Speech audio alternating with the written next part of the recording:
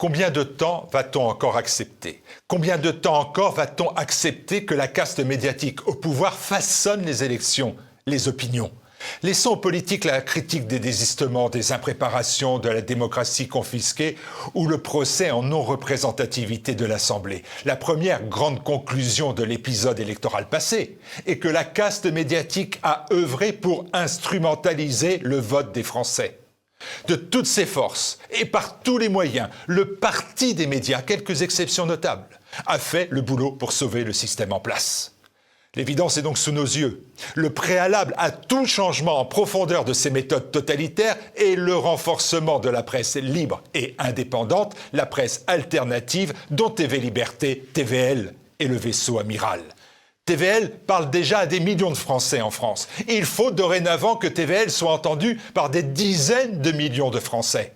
TVL n'aura jamais l'argent de l'État, des banques ou des puissants. Il faut donc que TVL puise sa force auprès des téléspectateurs, devenus donateurs et membres d'une communauté solide, soudée, combative, les amis de TV Liberté. TVL doit donc franchir dans les mois et les années à venir des étapes nouvelles pour que tout change enfin. Défaire le parti des médias n'est pas un vain mot ou un souhait illusoire. Nous avons la possibilité de réduire son action néfaste et nuisible à une seule condition, votre soutien. Ce soutien n'est pas pour les mois ou les années à venir, lui, il est pour maintenant, car c'est maintenant que nous essayons, et non sans inquiétude, de boucler notre budget pour que dès septembre, nous soyons au rendez-vous. Alors, ensemble, poursuivons ce chemin pour se libérer des chaînes.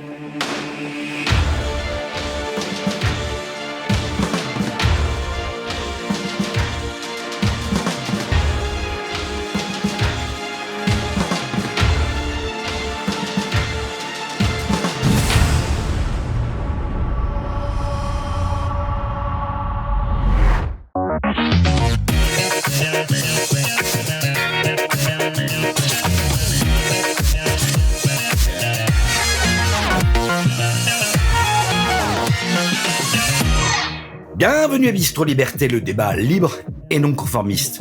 Au programme de cette émission spéciale, le grand débrief. Comment expliquer la victoire de la gauche et du centre ? Et en seconde partie, peut-on croire que le RN prendra un jour le pouvoir ? Pour en parler, l'invité spécial d'Éric Morillo est un grand observateur et analyste de la politique française. C'est un journaliste de grande renommée, sa vie est jalonnée de grandes collaborations avec des grands noms de la presse.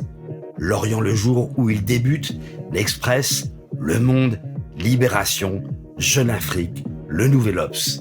L'événement du jeudi, France Soir, la chaîne parlementaire et Sud Radio bien sûr.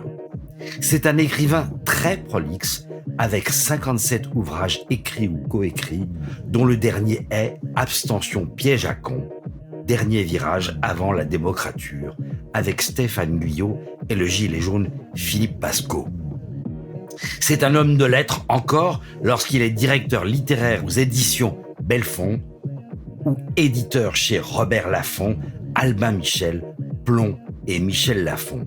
On le voyait jadis aux côtés de l'intelligentsia de gauche, il côtoie maintenant des habitués de TVL.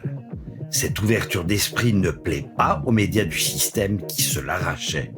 Ces deux derniers Bistro Liberté totalisent plus d'1 million de vues. C'est un homme en colère que l'on a ce soir et qui a beaucoup de choses à vous dire. Je vous demande d'accueillir André Berkoff.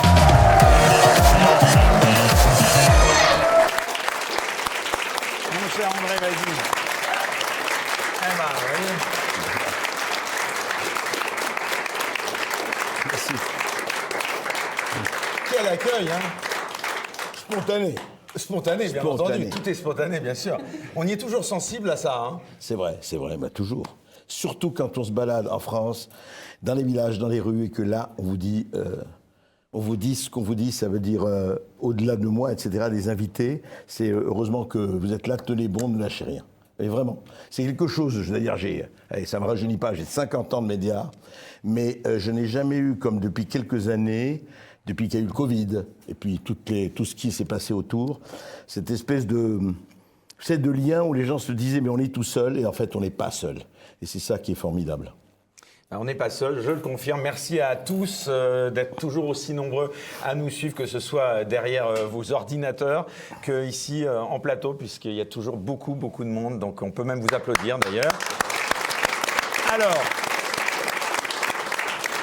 mon cher André, ça n'est pas une première pour toi puisque tu es un invité régulier, mais on est particulièrement heureux que tu sois notre invité pour cette dernière de la saison. Alors, on ne va pas déroger aux traditions dans cette émission.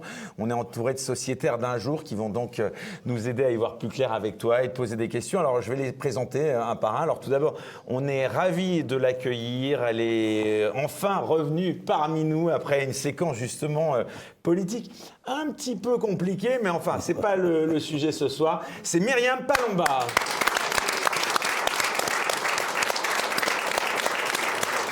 Super expérience. Ça va, ma chère Myriam ? Ça va très bien et c'était une très belle expérience, mine de rien. Ben oui, c'est ce que je voulais savoir. Comment ça s'était fini ? Parce que finalement... Fini, on a fait moins qu'un chat, donc voilà. Mais non, mais sinon, l'expérience en elle-même était très chouette.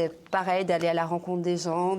C'est pas du tout la même chose de faire des meetings que d'être en plateau. Enfin, pour moi, c'était très enrichissant. Donc pour toi, la politique, c'est fini ?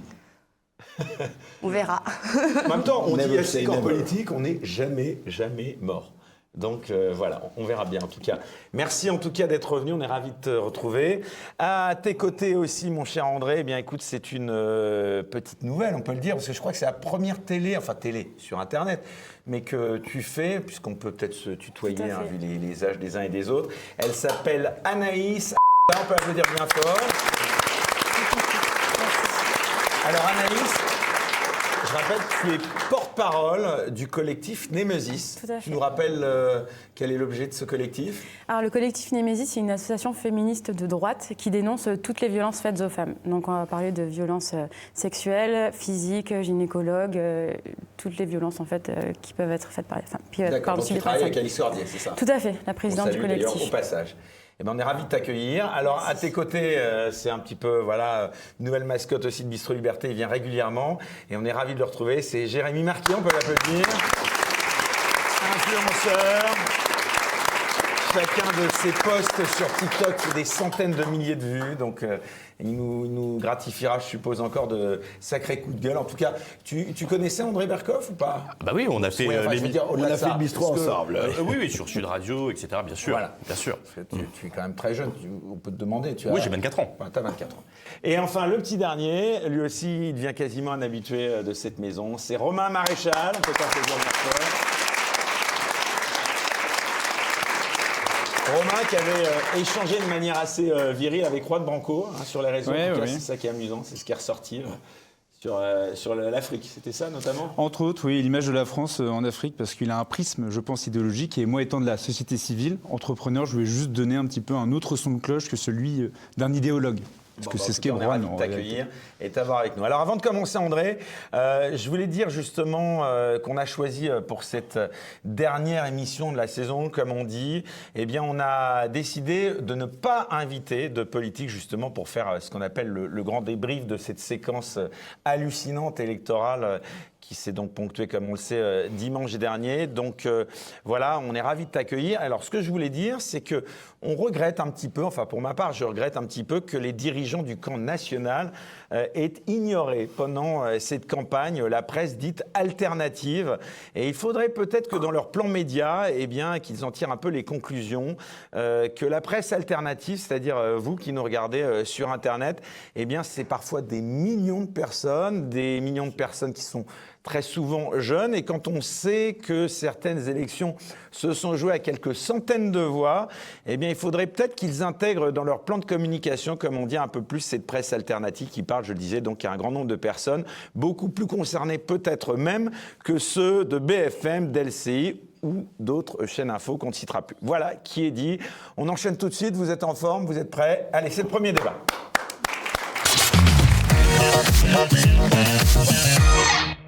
Comment expliquer la victoire de la gauche et du centre ?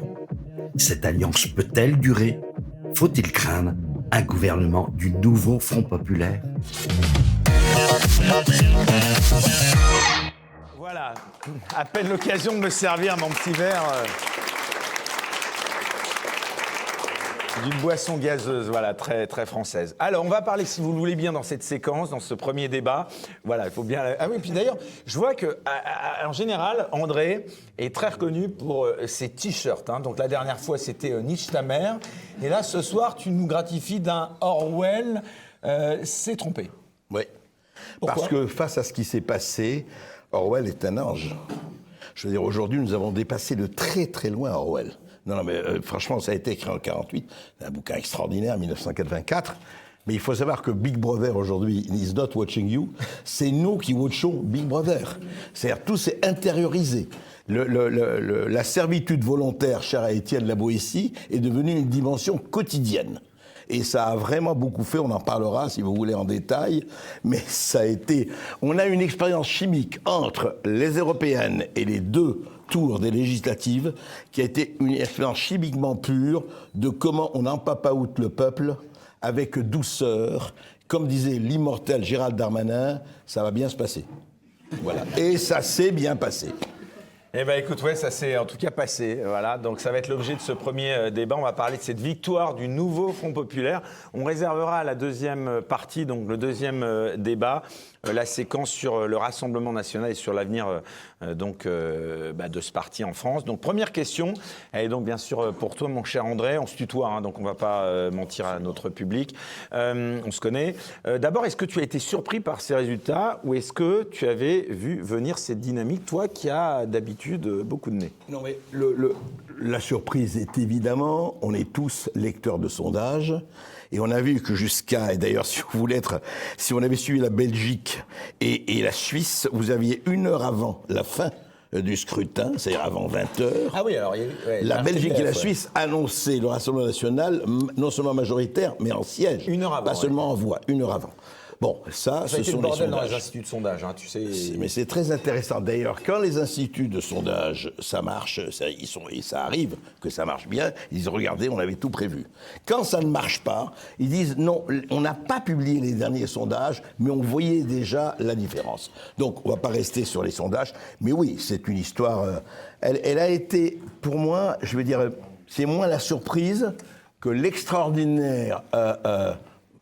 comment dirais-je, l'extraordinaire démonstration que nous sommes aujourd'hui dans un autre monde, que le médiaverse a triomphé, et qu'au fond, vous avez la réalité et la perception de la réalité.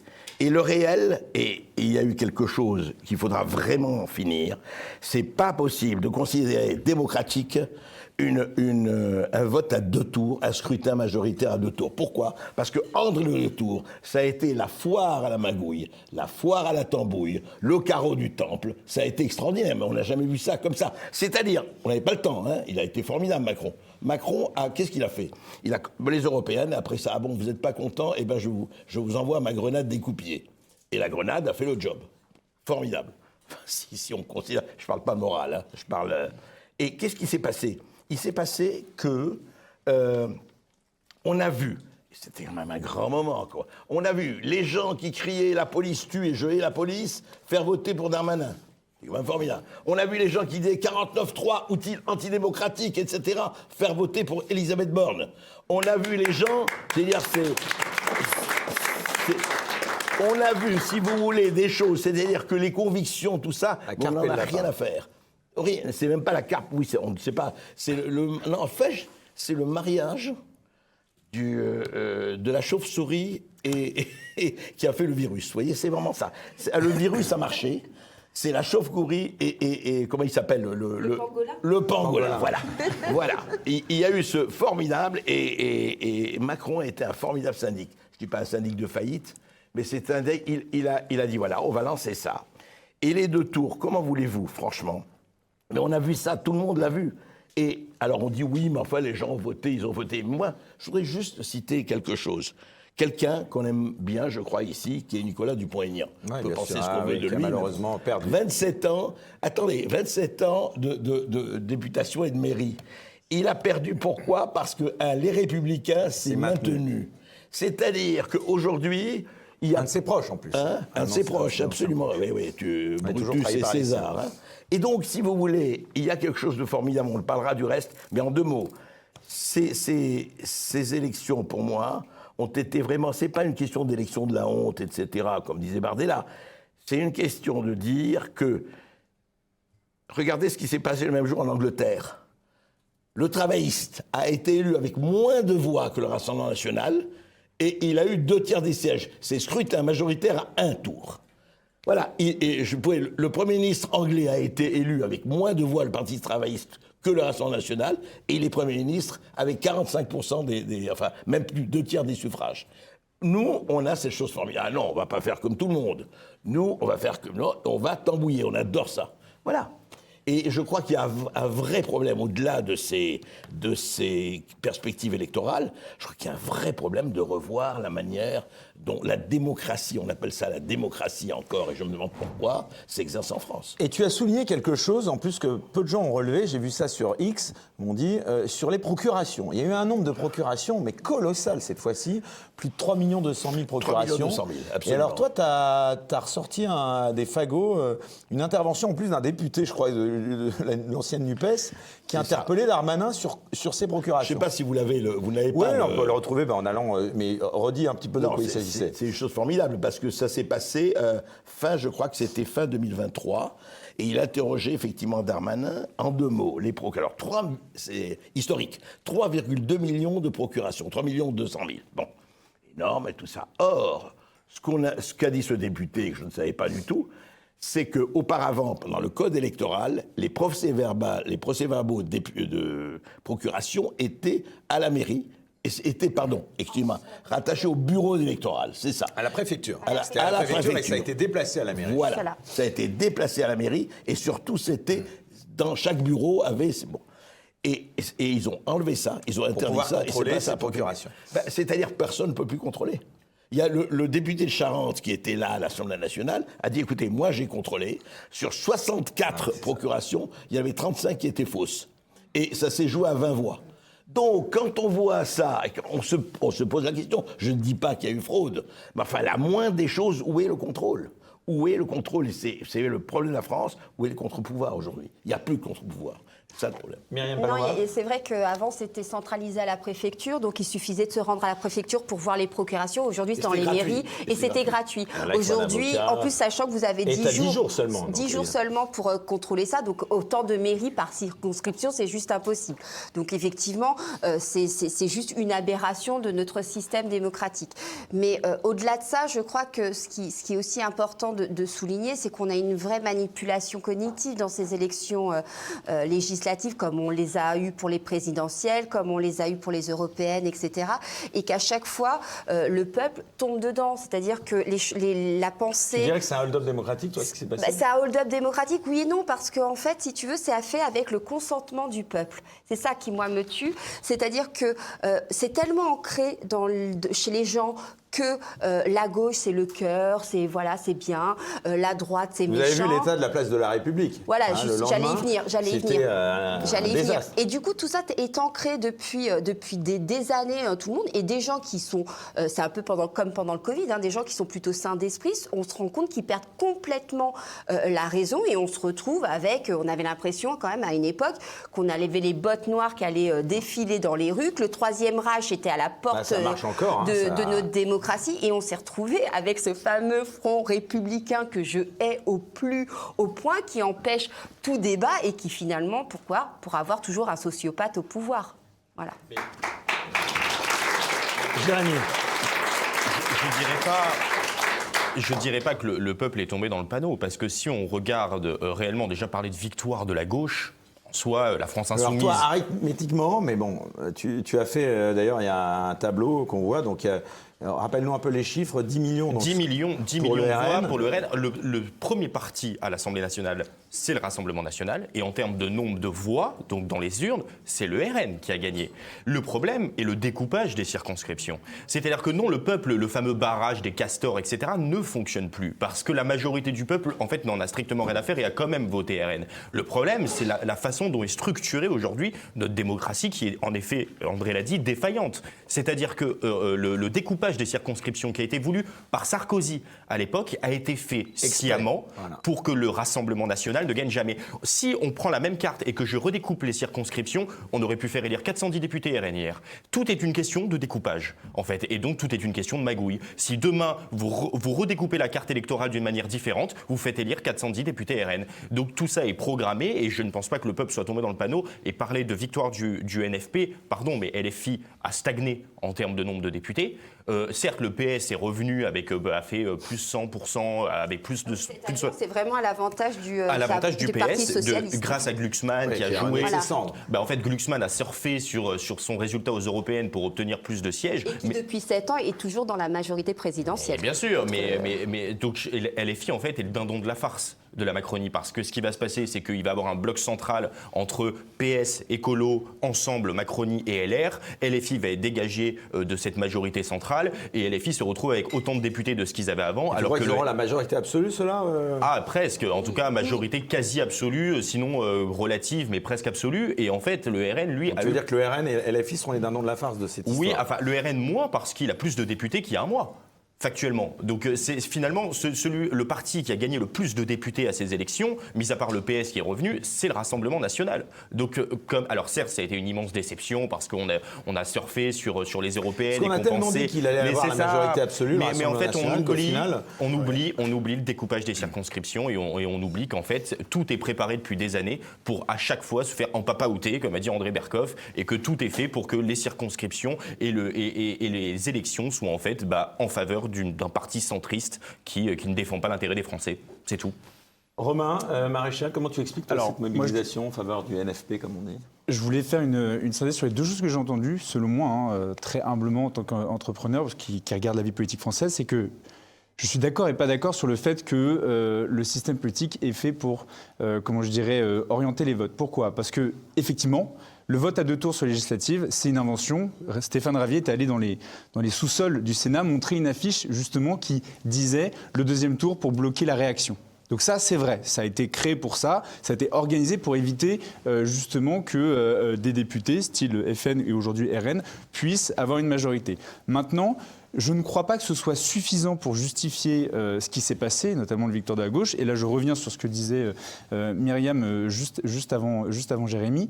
C'est qu'effectivement, je pense, et ce que disait aussi André, qu'il y a un vrai malaise profond chez les Français, un vrai malaise identitaire, qui a un besoin de discernement retrouvé grâce justement à la valorisation d'une identité, d'un art de vivre qui est telle qu'aujourd'hui, les sirènes de la bien-pensance ont encore énormément d'effets. Et je suis désolé, dans l'isoloir, même s'il y a eu des retraits de candidats au profit du dit nouveau Front populaire, personne n'a mis un flingue sur la tempe des mecs qui ont voté dans l'isoloir. C'est-à-dire qu'ils se sont eux-mêmes censurés en réalité. Quoi le ressort, parce qu'il y a un déficit de confiance en soi, il y a un déficit de valorisation de l'identité française, et donc les mecs sont mal dans leur pompe. Oui, il y en a même qui parlent d'une surmobilisation d'électorat communautaire. Je crois que ça va. Non, mais ça va plus loin que ça, si vous voulez. En fait, vous parlez, évidemment, personne n'a mis un flingue pour dire, dans l'isoloir, pour dire que même si tel ou tel c'est désisté, il faut que vous continuez à voter pour vos convictions, sauf que, quand je n'ai plus la personne, qu'il soit de droite ou de gauche d'ailleurs, qui est là, il s'est désisté. Hein. Et il s'est désisté comment? Parce que c'est très important. Quand je vois quelqu'un en qui je pensais qu'il avait des valeurs, moi, électeur, hein, et qui avait ça et ça, et je vois qu'il se désiste à quelqu'un qu'il vitupérait, j'allais dire qu'il conchiait, mais je ne dis pas de gros mots, qui traitait n'importe comment il y a 2 semaines. Enfin, vous savez, on va me dire c'est la politique. Mais le problème, c'est que ça va plus loin. Vous parlez du malaise identitaire, oui. Mais il y a un malaise économique. Il y a un malaise du pouvoir d'achat. Il y a un malaise que les Français ont commencé à comprendre. Et moi, je suis frappé, c'est peut-être le phénomène le plus important, que c'est l'Europe qui dirige, que c'est Madame Ursula ou celle ou celui qui va la diriger, que c'est effectivement, on voit très très très bien ce qui se passe. Si vous voulez aujourd'hui, le FMI, etc., je ne dis pas qu'on va devenir la Grèce, enfin c'est là, hein. Vous savez très bien ce qui se passe en bas. Les histoires de la dette, le mur arrive, le mur du réel. Les terrifiants pépins de la réalité sont en train d'arriver, qu'on le veuille ou pas. Et c'est à un niveau pas gauche-droite. C'est au niveau en disant, les investisseurs étrangers, nous avons 52% d'étrangers, pas comme le Japon, on te parle du Japon, mais le Japon, les investisseurs sont japonais à 99%. Ici, pas du tout. Donc, ils n'en ont rien à faire de la France. Et nous avons des gens, des politiques, qui n'en ont aussi rien à faire de la France. Sandrine Rousseau veut prendre l'épargne des Français, et elle l'a dit. Et j'allais dire, second chapitre, puisque où la BCE nous monétise la dette et on se débrouille, mais alors, effondrement de l'euro et les taux et l'inflation, ou alors, attendez, il nous faut 200 milliards. Mais avant ça, j'aimerais justement qu'on parle de cette tripartition du pays. Est-ce que vous pensez que la France est encore gouvernable, André? Mais elle est gouvernable, mais juste un mot, les gens qui ont envie de la gouverner ne sont plus là. Les gens, aujourd'hui, ce sont des syndics de faillite. C'est ça qu'il faut se dire. C'est-à-dire, moi, je crois qu'il y a un certain nombre de gens qui n'en ont rien à faire en disant la France est tout petit, c'est pas la peine, il faut l'englober dans un grand ensemble, et puis le reste, c'est ça qui compte. Et vous avez vu, d'ailleurs, que même le Rassemblement national, au niveau de l'Europe, qui y a eu pour parler, je ne suis pas Frexit, mais qui a eu pour parler du Frexit, il y avait Florian Philippot, Asselineau et un peu Dupont-Aignan. Bon, ils ont fait le score qu'on sait. Alors on me dit que le Frexit, ça n'intéresse plus personne. Mais ce n'est pas le problème. Le problème, si vous voulez, c'est qui dirige quoi. Pour moi, c'est une conséquence, le Frexit. Les gens voteront et seront OK pour organiser le Frexit ou la sortie de l'OTAN à partir du moment où ils seront de nouveau en accord avec ce peuple historique français qui sait dire non quand il a besoin de dire non et qui sait récupérer son identité, sa liberté, surtout. C'est ça le fond du sujet. Le Frexit, aujourd'hui, ça fait peur parce que les gens ne sont plus en adéquation avec le destin du pays, en réalité. Avant le Frexit, il y a pas de peuple français. Exactement. Et aujourd'hui, il n'y a pas un Exactement. peuple français, je l'ai déjà dit ici, mais des peuples français. Donc vous ne pouvez, même si vous sortez de l'Europe, oui, d'accord, et donc la fracture du peuple, le fait qu'aujourd'hui, il y a des sociétés françaises et non plus une société française unie, ça ne règle pas le problème. Je veux dire, le Royaume-Uni est sorti de l'Union européenne, ça reste un pays multiculturel, fragmenté, qui est en train de sombrer dans les abîmes et qui va probablement... je rappelle que les conservateurs, quand même, ont organisé leur propre défaite, puisque les conservateurs au Royaume-Uni, qui pendant 14 ans ont gouverné, ont naturalisé et donné la nationalité britannique à des étrangers qui, eux, votent travaillistes. Donc, en fait, ils ont organisé leur propre défaite électorale. C'est ce qui pourrait nous arriver dans quelques années. Hein. Myriam et Anaïs qui n'a pas encore parlé. Je suis pas, évidemment, je suis d'accord avec tout ce que vous dites, André, sur le poids de l'Europe dans notre politique intérieure, mais je crois que là, on parle entre gens, entre guillemets, excusez-moi, éveillés. Les gens qui regardent TV Liberté sont des gens éveillés, qui ont la notion du Frexit, etc. Très éveillés. Mais, non, mais c'est vrai. La majorité des gens... vous leur parlez Europe, ils ne savent pas comment l'Union européenne fonctionne. Ils ne savent pas que les décisions prises en Europe ont un impact direct sur la politique intérieure de la France, que la politique intérieure de la France ne va pas sans les décisions de l'Union européenne. Et c'est pour ça que là, le Rassemblement national est tombé vraiment dans le piège du système. On a fait la gauche, la droite, on a tiré sur les mêmes ressorts habituels, et en fait la vérité c'est qu'au fond le problème aujourd'hui ce n'est pas une histoire de gauche et droite. On sait tous que le Rassemblement national c'est plus le Front national.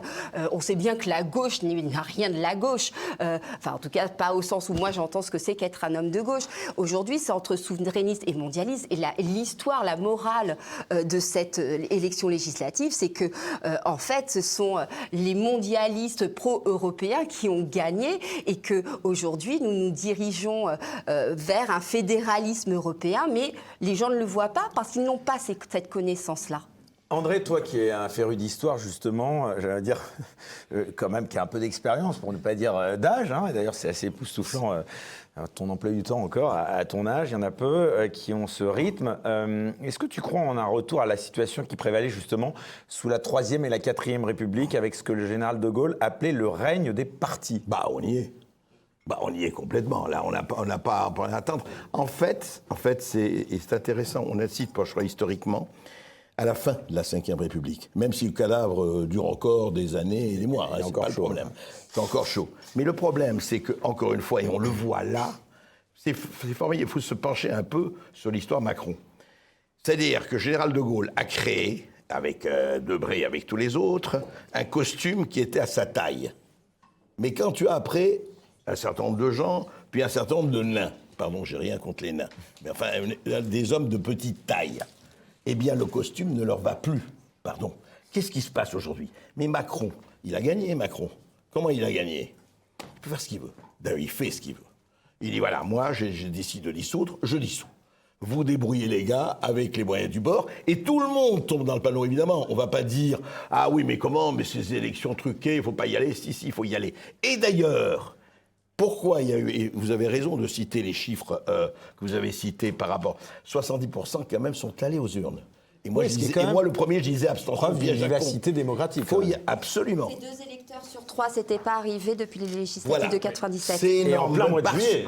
Mais légitimité qu'est-ce donnée, qui quand même. reste aux gens? Parce que, Myriam, je suis d'accord et pas d'accord en disant que les gens ne savent pas. Je parle pas, évidemment, ils ont peut-être pas la connaissance de tout. Mais quand même, qu'est-ce qu'ils ont eu? Regardez, depuis 4 ans, et même depuis avant. Quelle est, je ne dis même pas, vous parlez d'identité, moi je dis de l'espoir. Quelles sont les perspectives? Sur quoi on va aller? L'ascenseur social est en panne. Nos enfants vont vivre, on le dit depuis des années, c'est devenu une banalité de base, moins bien que nous, etc., etc., etc. Ça veut dire, à partir du moment où vous n'ouvrez que les portes du désespoir, ou en tout cas de, oui, bon, on va se débrouiller. Et qu'est-ce que ça fait? Ça fait, écoutez, moi, la politique, aucun intérêt. Et là, ils ont senti que quelque chose bougeait, et ils avaient envie d'y aller. Mais résultat des courses, Macron, il a toutes les clés. Il est maître des horloges. Par exemple, moi, je peux encore démissionner. Je provoque des présidentielles. Pendant 1 an, en tout cas, il ne peut plus dissoudre. Hein. Enfin, non, mais il peut démissionner. Il peut, si ça va très mal. Vous y croyez objectivement? Si ça... Non, mais attendez, Anaïs, moi je donne les choix. Tu vas démissionner? Pas du tout. Mais pas l'article 16, il peut l'utiliser si ça va très mal en France. Moi je disais la palette 16, des c'est choses. encore différent, ça. C'est très différent. il s'arroge, Il s'arroge les pleins pouvoirs. Absolument. Ce que je veux dire, c'est que la palette des choix de Macron est très intéressante. Et n'oubliez jamais, j'ai relu Horace de Corneille. Si tu mets Rome, France à la place de Rome, c'est France, unique objet de mon ressentiment, voir le dernier Français à son dernier soupir, seul en être à la cause et mourir de plaisir. C'est ça. Non mais, c'est ça. Il kiffe. Jérémy. Pour aller dans le sens d'André, en effet, je pense que le problème des gouvernants et des dirigeants français depuis maintenant 40 ans, c'est qu'en fait, on a un personnel politique qui ne pense plus à la prochaine génération, qui n'a plus une vision à long terme, mais simplement une vision électorale de petits secrétaires, en fait, qui doit gérer l'instant présent, qui doit gérer le pays en termes de gestionnaire. Et c'est ça le problème. C'est-à-dire qu'Emmanuel Macron a fait ses calculs politiques, s'associe au pire de l'extrême gauche pour faire barrage au RN. S'il avait le sens du pays, le sens de la responsabilité, du devoir, et qu'il avait une vision à long terme de ce qu'est la France, jamais il n'aurait fait alliance avec le pire de l'extrémisme politique, de l'anarchisme, de ces militants d'extrême gauche. À ce que ce soit Bardella qui soit. Mais je pense, mais il a accepté. ministre. Je rappelle quand même que le parti présidentiel s'est désisté face à des candidats qui sont fichés S, à des candidats qui sont violents, à des candidats qui sont en fait fascistes. De Raphaël Arnaud. Arnaud, son vrai nom. Voilà. Et qui avait la tête. La balle Exactement, dans la tête. qui a menacé donc Alice Cordy, la présidente du collectif Némésis, d'une balle dans la tête. Exactement. C'est-à-dire que, en fait, ces gens sont fascistes. On parle de barrage au fascisme, mais le fascisme aujourd'hui, il est à l'extrême gauche. Qui légitime la violence? Qui refuse le résultat des urnes? Qui en fait veut le chaos dans la société? C'est la gauche. C'est surtout le fascisme, il y a c'est Macron. Non mais sur les méthodes violentes, les militants sont à l'extrême gauche. Les militants macronistes ne sont pas violents. Mais là on parle en termes de pouvoir. Moi je parle en termes de militants et en termes de vision et d'idéologie politique. Le fascisme aujourd'hui à proprement parler, c'est-à-dire la violence au lieu de la politique et de la démocratie, il est à l'extrême gauche. Et Emmanuel Macron a accepté de se désister. Et ça se dit Front républicain. Mais c'est une honte en fait, c'est un front de la honte. Moi, je crois qu'il faut quand même pas. Il faut quand même pas nier l'ancrage qui est de la répétition des schémas et de l'ancrage des images qui est dans l'esprit des Français. Et puis surtout, il y a quand même une donnée hyper importante, c'est ce que j'appelle moi la médiacratie, qui a œuvré pendant toutes ces élections, qui a complètement kidnappé le débat pour les européennes, parce qu'on a tout parlé sauf d'Europe, et qui, pour les législatives, a ressorti les vieilles ficelles de gauche, droite, fascisme. On avait en fait les islamistes contre les antisémites. antisémite. Enfin, c'était juste n'importe quoi. Et puis, excusez-moi, Surtout que l'antisémitisme, il est plutôt du côté de la France insoumise. Du nouveau Front populaire. Non, mais on en arrive du coup à des aberrations où des gens qui détestaient Elisabeth Borne ont réélu Miss 49.3. Donc voilà, mais il faut aussi quand même ne pas nier, peut-être qu'on en parlera davantage au deuxième débat, que le Rassemblement national a été très mauvais pendant la deuxième partie de la campagne. Je veux dire, à un moment donné, comment... On va en parler, ce sera l'objet du second débat. Bon, alors, je ne tire plus rien, Voilà. je m'arrête. Non, mais est-ce que vous pensez que cette coalition... garde tes arguments pour tout à l'heure. Cette coalition, est-ce qu'elle a vocation, selon toi, à se maintenir, Romain ? Cette coalition, l'avenir nous le dira, mais non, je pense pas. En fait, ce qu'on se rend compte, c'est qu'il y a des gros blocs qui ont été vendus aux Français, puis après, en interne, on voit déjà des distensions qui sont en train de se faire. Effectivement, là où LFI s'était unis au PS, d'ailleurs, c'est marrant, c'est drôle que vous parliez de médiacratie, merci, parce qu'en fait, on se rend compte qu'il y a une lame de fond de qui détient les manettes du médiatico-politico-culturel. Je dois vous rappeler que Glucksmann est le conjoint de Léa Salamé, qui a pignon sur rue sur BFM. Lui est candidat PS tête d'affiche. France 2 maintenant. France 2, pardon, maintenant. Il n'empêche que c'est une grande figure médiatique très connue. Et c'est pas la première. Il faut se rappeler de ce qu'il y a avec Anne Sinclair. Il y en a eu plein. Arnaud Montebourg. Enfin voilà. Mais Anne Sinclair avait eu l'honnêteté de partir pendant chaque élection. Alors, ça arrive souvent déjà. Et parfois, quand ils sont sur le service public aussi, ils ont une petite encore touche d'honnêteté à ce niveau-là. Mais en tout cas, il n'empêche que c'est un écosystème qui se fréquente, qui se connaît, avec différentes nuances de gauche, effectivement. Mais en tout cas, qui partage une certaine vision de la France, que n'a peut-être pas encore la droite, mais on en parlera peut-être dans le deuxième débat, et peut-être que c'est ce qui justifie aussi le résultat du côté RN. Mais en tout cas, il n'empêche que oui, aujourd'hui va se constituer un bloc, et c'est là où Macron a été très fort, parce que tout le monde s'attendait, après le résultat des européennes et du premier tour, à ce qu'il se fasse balayer.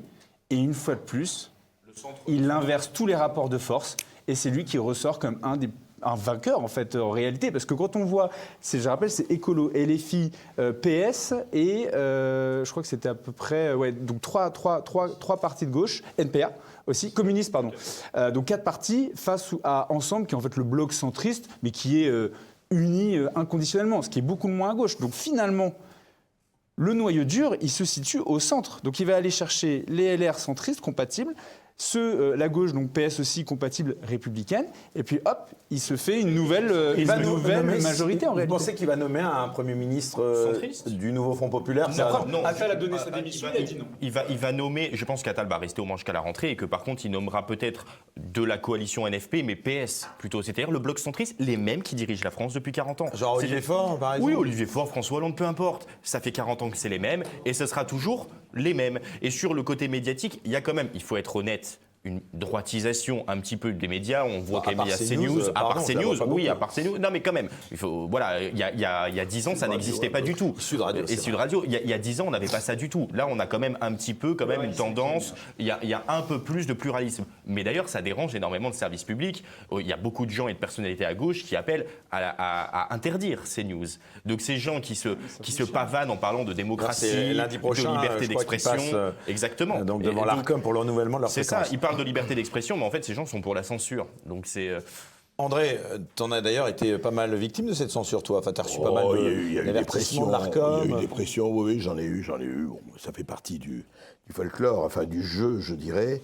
Mais encore une fois, si vous pensez ce que vous pensez, je veux dire, peut-être qu'on sera démocrate en 2100. Et encore, 2100 ou 2150, parce que le problème, on le sait, et c'est pas nouveau. On peut pas sortir de système. On ne peut pas sortir de système. Attends, on peut sortir des systèmes et on sortira par l'extérieur de la France et pas de l'intérieur. Moi, c'est ma conviction profonde. Encore une fois, c'est-à-dire quoi? C'est-à-dire que si on ne comprend pas ce qui se passe à l'extérieur, je vais vous dire, vous parlez de ça, qu'est-ce qui se passe? Nous n'avons pas d'hommes d'État qui défendent leur peuple. C'est clair. Nous n'avons pas de Trump, nous n'avons pas de Poutine, on aime ou on n'aime pas, nous n'avons pas d'Orban, nous n'avons pas de gens comme ça. Voilà. Tout le reste, l'identité comme ça, c'est sympathique. Non mais attendez, laissez-moi finir. Sainte-Jeanne d'Arc, ça peut arriver. De Gaulle, Sainte-Jeanne d'Arc, oui, ça peut arriver. Oui, par génération spontanée. Non mais aujourd'hui, je parle d'aujourd'hui, moi je parle pas dans 50 ans. Aujourd'hui, c'est qui? Ça y est, aujourd'hui, qui vous avez qui représente ça? Personne. Donc, parlons d'aujourd'hui. Oui, je suis d'accord. D'accord. Donc, à partir de ce moment-là... C'est pas Marine Le Pen pour toi? Quoi? Marine Le Pen, je sais pas. Je vois pas, honnêtement, C'est pas Jordan Bardella? Je sais pas. Je sens pas, en tout cas, je vais te dire par rapport à ça. Moi, j'ai été très frappé. Et même, quand j'étais à Arras avec Florian Philippot, moi j'ai très frappé, mais c'est intéressant quand même, Myriam, au-delà des partis. Je rigole. Il dit, je suis pour le Frexit. Je suis pour le truc, mais je me présente aux élections européennes. Attendez, c'est ça où ça va pas.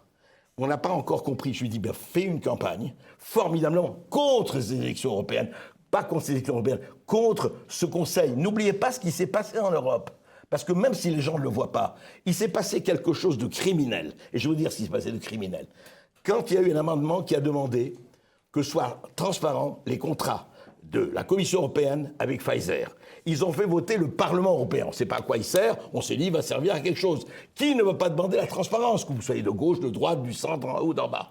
Les deux tiers du Parlement européen ont voté contre la transparence des contrats. Quand vous achetez un appartement, une voiture, tout ça, vous savez savoir ce qu'il y a dans le contrat. Là, rien. Et jusqu'à présent, à aujourd'hui, vous ne connaissez pas l'intégralité des contrats entre la Commission européenne... Et Ursula von der Leyen a été... Voilà. Et Ursula von der Leyen a été reconduite. Alors de quoi on parle? Mais parce que c'est les mêmes personnes qui dirigent. Et bien alors, comment on fait pour les virer? Eh bien, il faudrait... Si on voulait qu'au niveau...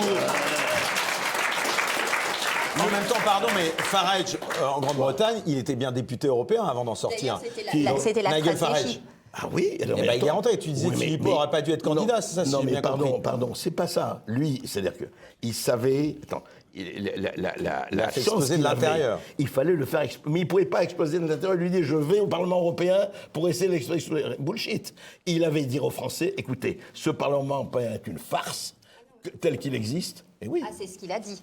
Oui, la stratégie mais il ne fallait pas se présenter, il fallait dire je fais campagne pour le boycott. Je vous assure qu'il aurait été autrement écouté. Je crois. Mais enfin, ça, c'est autre chose. Peut-être. Mais bon. Anaïs, on t'a pas beaucoup entendu. Oui. Comment t'as réagi, toi, le soir là du dimanche, où t'as vu un peu comme en 81, on voyait Mitterrand apparaître. Là, on a tous vu nouveau Front populaire. T'es toute jeune aussi. Ça a été quoi? Ça a été des larmes? Ça a été un choc? En toute honnêteté, oui, j'ai versé une petite larme. Mais après, quand je me suis rendu compte du vrai détail et de ce qui s'était passé, ça allait mieux. Je me suis recentrée. Mais j'étais dans une soirée électorale et c'est vrai que j'ai vu beaucoup de réactions très différentes. J'ai vu de l'énervement, de la tristesse avec moi et des gens qui étaient juste passifs et de se dire j'ai envie de partir. Et j'ai entendu j'ai envie de partir. Mais maintenant, avec du recul et voilà, avec les députés qui ont été élus, c'est vrai que c'est rassurant quand même de se dire qu'il y en a certains qui sont solides et qui vont représenter nos valeurs et nos convictions à l'Assemblée nationale, malgré tout. Et la violence de ces partisans, on les a vus sur la place de la République, je ne sais pas si tu as vu. C'est étonnant. Ces gens-là, s'ils perdent, ils cassent tout. Et s'ils gagnent, ils cassent tout. Tout est prétexte, en fait, pour tout casser. Non, pas du tout. C'est-à-dire que, en fait, pour eux, il n'y a pas ils font pas ça pour des raisons politiques ou quoi. C'est simplement, nous sommes là pour tout casser. Nous aimons la violence, nous aimons la guérilla, nous aimons tout ça. Et donc, en effet, hier, ils ont gagné, ils étaient soulagés, ils ont souillé encore une fois la place de la République, ils se sont attaqués aux policiers. Mais encore une fois, ça ne me choque pas. Ces gens sont aujourd'hui les fascistes. Ces gens sont les gens violents qui légitiment la violence, qui refusent les institutions, qui veulent faire tomber, etc. Donc, ce n'est pas étonnant, si vous voulez. Le problème, c'est qu'on a aujourd'hui des gens à l'Assemblée nationale qui représentent ces gens-là. Et moi, c'est ça qui m'inquiète. C'est-à-dire qu'il y a des gens à l'Assemblée nationale qui les défendent, qui les légitiment et qui disent que c'est formidable et que c'est ça la solution. Non, c'est pas ça la solution. Et moi, vous me faites un peu tous marrer aussi, si j'osais, un peu pour être provocateur, parce qu'on disait Macron, mais finalement, le score d'ensemble, il n'est pas si mauvais que ça. C'est lui le grand gagnant. Il est, tu as vu... Attendez, moi, je voudrais répondre. Ouais, alors juste. Le problème, je suis d'accord avec vous, mais le problème grave, que ce soit Macron ou la droite ou tout ça, où est l'autorité? Où est l'autorité? Quand vous dites, il casse. Il casse, ça va. Et on arrive le lendemain, Darmanin et compagnie. Je condamne fermement cette agression. Ça ne se reproduira pas. Mais qu'est-ce que c'est que ces couilles molles? Pardon. Non, mais je veux dire, ça va? Où est l'autorité? Il est là le problème. Tout le reste, c'est du bullshit. Attendez, comment on accepte? Moi, j'ai écouté hier Naïb Boukele, je ne dis pas que c'est ça qu'il faut, le président du Salvador. Vous savez ce qui s'est passé au Salvador il y a 5 ans? C'est radical. Le narcotrafiquant, moi j'étais au Salvador, vous ne sortiez pas à 20h de l'hôtel parce que vous avez des narcotrafiquants qui dirigeaient la ville du Salvador en Amérique du Sud. C'était hallucinant. Bon, qu'est-ce qu'il a fait? Il a pris 10 000 narcotrafiquants, il les a mis pour 5 ans en prison sans avocat. Évidemment, c'est trop droit de l'homme, mais qu'est-ce que ça veut dire? Mais c'est la dictature, c'est le fascisme, c'est Hitler plus Goebbels. Bon, en attendant, il a été réélu à 87% des voix. Et hier, qu'est-ce qu'il a fait? Il a amené les représentants des commerçants et des artisans. Il a dit, attendez, Vous avez doublé les prix. Ça ne va pas du tout. Si vous ne doublez pas les prix, on va vous traiter comme les gangs de narcotrafiquants. Ne me dites pas qu'on ne peut pas avoir un peu d'autorité. Où est la colonne vertébrale? Où sont les gens qui laissent faire? Pardon? Si hier la police était intervenue, ça aurait été la police raciste, la police ci, la police ça. Mais je suis d'accord, mais c'est ça le problème. Si on l'accepte, alors... Mais je ne dis pas qu'il faut l'accepter, je dis justement qu'il faut arrêter avec ce racisme systémique, il faut arrêter avec ce camp-là, parce que c'est ça qui est en train de tuer la France, en fait. Mais pourquoi? Mais parce qu'on s'est laissé avoir par la repentance. Mais je sais. Ah, c'est ma faute, c'est bon. Laurent serré Maher avec la discipline, fouettez-moi. Mais je rappelle qu'on a eu un ministre de l'Intérieur. Mais attends, pardon, j'aimerais quand même qu'on ait un moment où on peut rendre hommage quand même à ces grands hommes. Édouard Philippe, Jean-François Copé. Ah non, mais ces grands hommes qui... Attends, qu'on dit qu'il y avait eu quand même... qu'ils étaient très heureux le soir donc de cette élection du nouveau Front Populaire, qu'ils étaient très heureux parce que le barrage au Rassemblement national avait fonctionné. Super, et on a ouvert les vannes de l'extrême gauche et des gens violents. C'est ça le programme. Non mais André, c'est ça la ministre, pauvreté du programme. On a eu un ministre de l'Intérieur, je rappelle, Christophe Castaner, qui avait accepté de mettre un genou à terre. Donc si vous voulez, quand vous avez le ministre qui est censé représenter l'autorité de l'État, qui accepte de s'agenouiller face à des théories qui sont racialistes, qui sont indigénistes et qui sont dans toute cette mouvance de la gauche, il ne faut pas s'étonner évidemment qu'après il n'y ait plus de respect de l'État et qu'on ait des jeunes de banlieue qui viennent tout casser. En même temps, on a tendu le bâton pour se faire battre. Sur Macron, Myriam, tu penses que ça... J'ai envie de dire, sa démission, ça pourrait résoudre les choses. Mais pas du tout, il va jamais démissionner. De toute façon, c'est pas, je veux dire, c'est pas vraiment Macron qui est aux manettes. Hein. C'est ce qu'on appelle l'État profond, etc. Les oligarques qui sont au-dessus de lui. Moi, j'aimerais juste quand même avoir une petite pensée pour Jean-Luc Mélenchon. Excusez-moi. C'est vrai. Je suis désolée. Hier, il nous a fait un grand discours. Enfin, pas hier. Il y a quelques jours, il nous a fait un grand discours pour nous dire qu'il allait appliquer le programme du nouveau Front populaire, hein, les 1 600 € de SMIC, la retraite à 62 ans. Ce serait non négociable. Que ce serait non négociable, il s'y voyait déjà, hein, Matignon, et puis Emmanuel Macron a gardé Gabriel Attal. En fait, pour le moment, rien ne change, mais rien ne va changer. Il ne faut pas croire que tout va être bourré. Ça se fissure un peu avec Ruffin, avec... Mais moi, ça m'a fait exploser de rire quand j'ai vu en effet le discours de Mélenchon. Je rappelle juste que Mélenchon, en fait, a juste 70 députés. Hein. Le RN en a 140. Donc, il se voyait déjà à Matignon. Tu n'as que 70 députés, en fait. Donc, tu ne gouverneras rien. Et les gens avec qui tu as fait alliance, en l'occurrence le PS et les écolos, iront chez Macron parce que la gamelle est meilleure. Donc en fait, il a tout perdu, Mélenchon, et le seul grand gagnant, c'est Macron. Mais il y a aussi quand même des figures qui ont émergé quand même pendant ces législatives et aussi avec les européennes, parce que nous avons maintenant une Marine Tondelier, sa veste verte qui cartonne. On a un monsieur Glucksmann qui est l'ami des despotes georgiens, mais qui se fait passer pour l'homme de gauche au grand cœur, qui... auront certainement une place énorme dans les prochains jours. Premier ministre, Glucksmann, bien sûr. Oui. Donc voilà, ces gens-là ont émergé et évidemment qu'ils ne vont pas faire avec Jean-Luc Mélenchon. Moi, je suis désolée pour lui, mais il me fait presque de la peine. Parce qu'il était tout content hier, mais en fait, c'est un peu le dindon de la farce, c'est un peu le cocu de l'histoire, je trouve. Mais moi, je n'aurais pas de la peine pour Mélenchon qui a retourné sa veste et qui a choisi de trahir les Français et de trahir ses propres convictions. C'est bien sûr ironique. Quand je dis que j'ai de la peine, je dis bien que c'est ironique. L'homme soi-disant laïcard qui défendait une gauche, etc., qui avait une certaine vision, en effet, économique de la société française et qui a choisi par pur clientélisme politique de lécher les babouches des islamistes et en fait de faire la cour aux pires intégristes et aux obscurantistes religieux pour obtenir des voix. C'est très fort de dire la cour, parce que Rima Hassan, il y a des rumeurs, si je peux me permettre. Mais c'était bien sûr. Mais voilà, en fait, Mélenchon a trahi son propre pays et son propre peuple. C'est un traître à la nation, Mélenchon. Tu veux dire quoi? Donc j'ai pas de la peine. Il y a des rumeurs de rapprochement entre il y aurait des rumeurs de rapprochement entre M. Mélenchon et Rima Hassan, qui d'ailleurs est à part. Oui, c'est la vie privée, mais c'est la vie privée. Les rumeurs sont des rumeurs. On est là pour informer les gens. Est-ce que vous pensez qu'on va connaître, André, est-ce que tu penses qu'on va connaître un an d'instabilité avant de retourner dans les urnes? Et d'ailleurs, c'est même pas si sûr. On a connu quoi depuis quelques années? À votre avis, on était à l'instabilité. La France apaisée. La douce France, cher pays de mon enfance. Bercé le temps d'insouciance. Il y a celui qui a mis l'économie russe à genoux, qui a dit qu'on allait au-devant d'une grave crise financière. Je parle de Bruno Le Maire. Mais son vote s'est dilaté, lui. Oui, son vote s'est dilaté, ouais. Non, pour revenir sérieusement, c'est intéressant parce que se faire barrage, c'est vrai, parce que se faire barrage, c'est l'anime Maginot, Lyon. Parce que le Rassemblement national, il monte à chaque élection, quand même. On peut dire ce qu'on veut, on aime, on n'aime pas, mais je veux dire, ils étaient à 89, ils sont quand même, et vous avez très bien fait de rappeler ces chiffres, il a 10 millions de voix.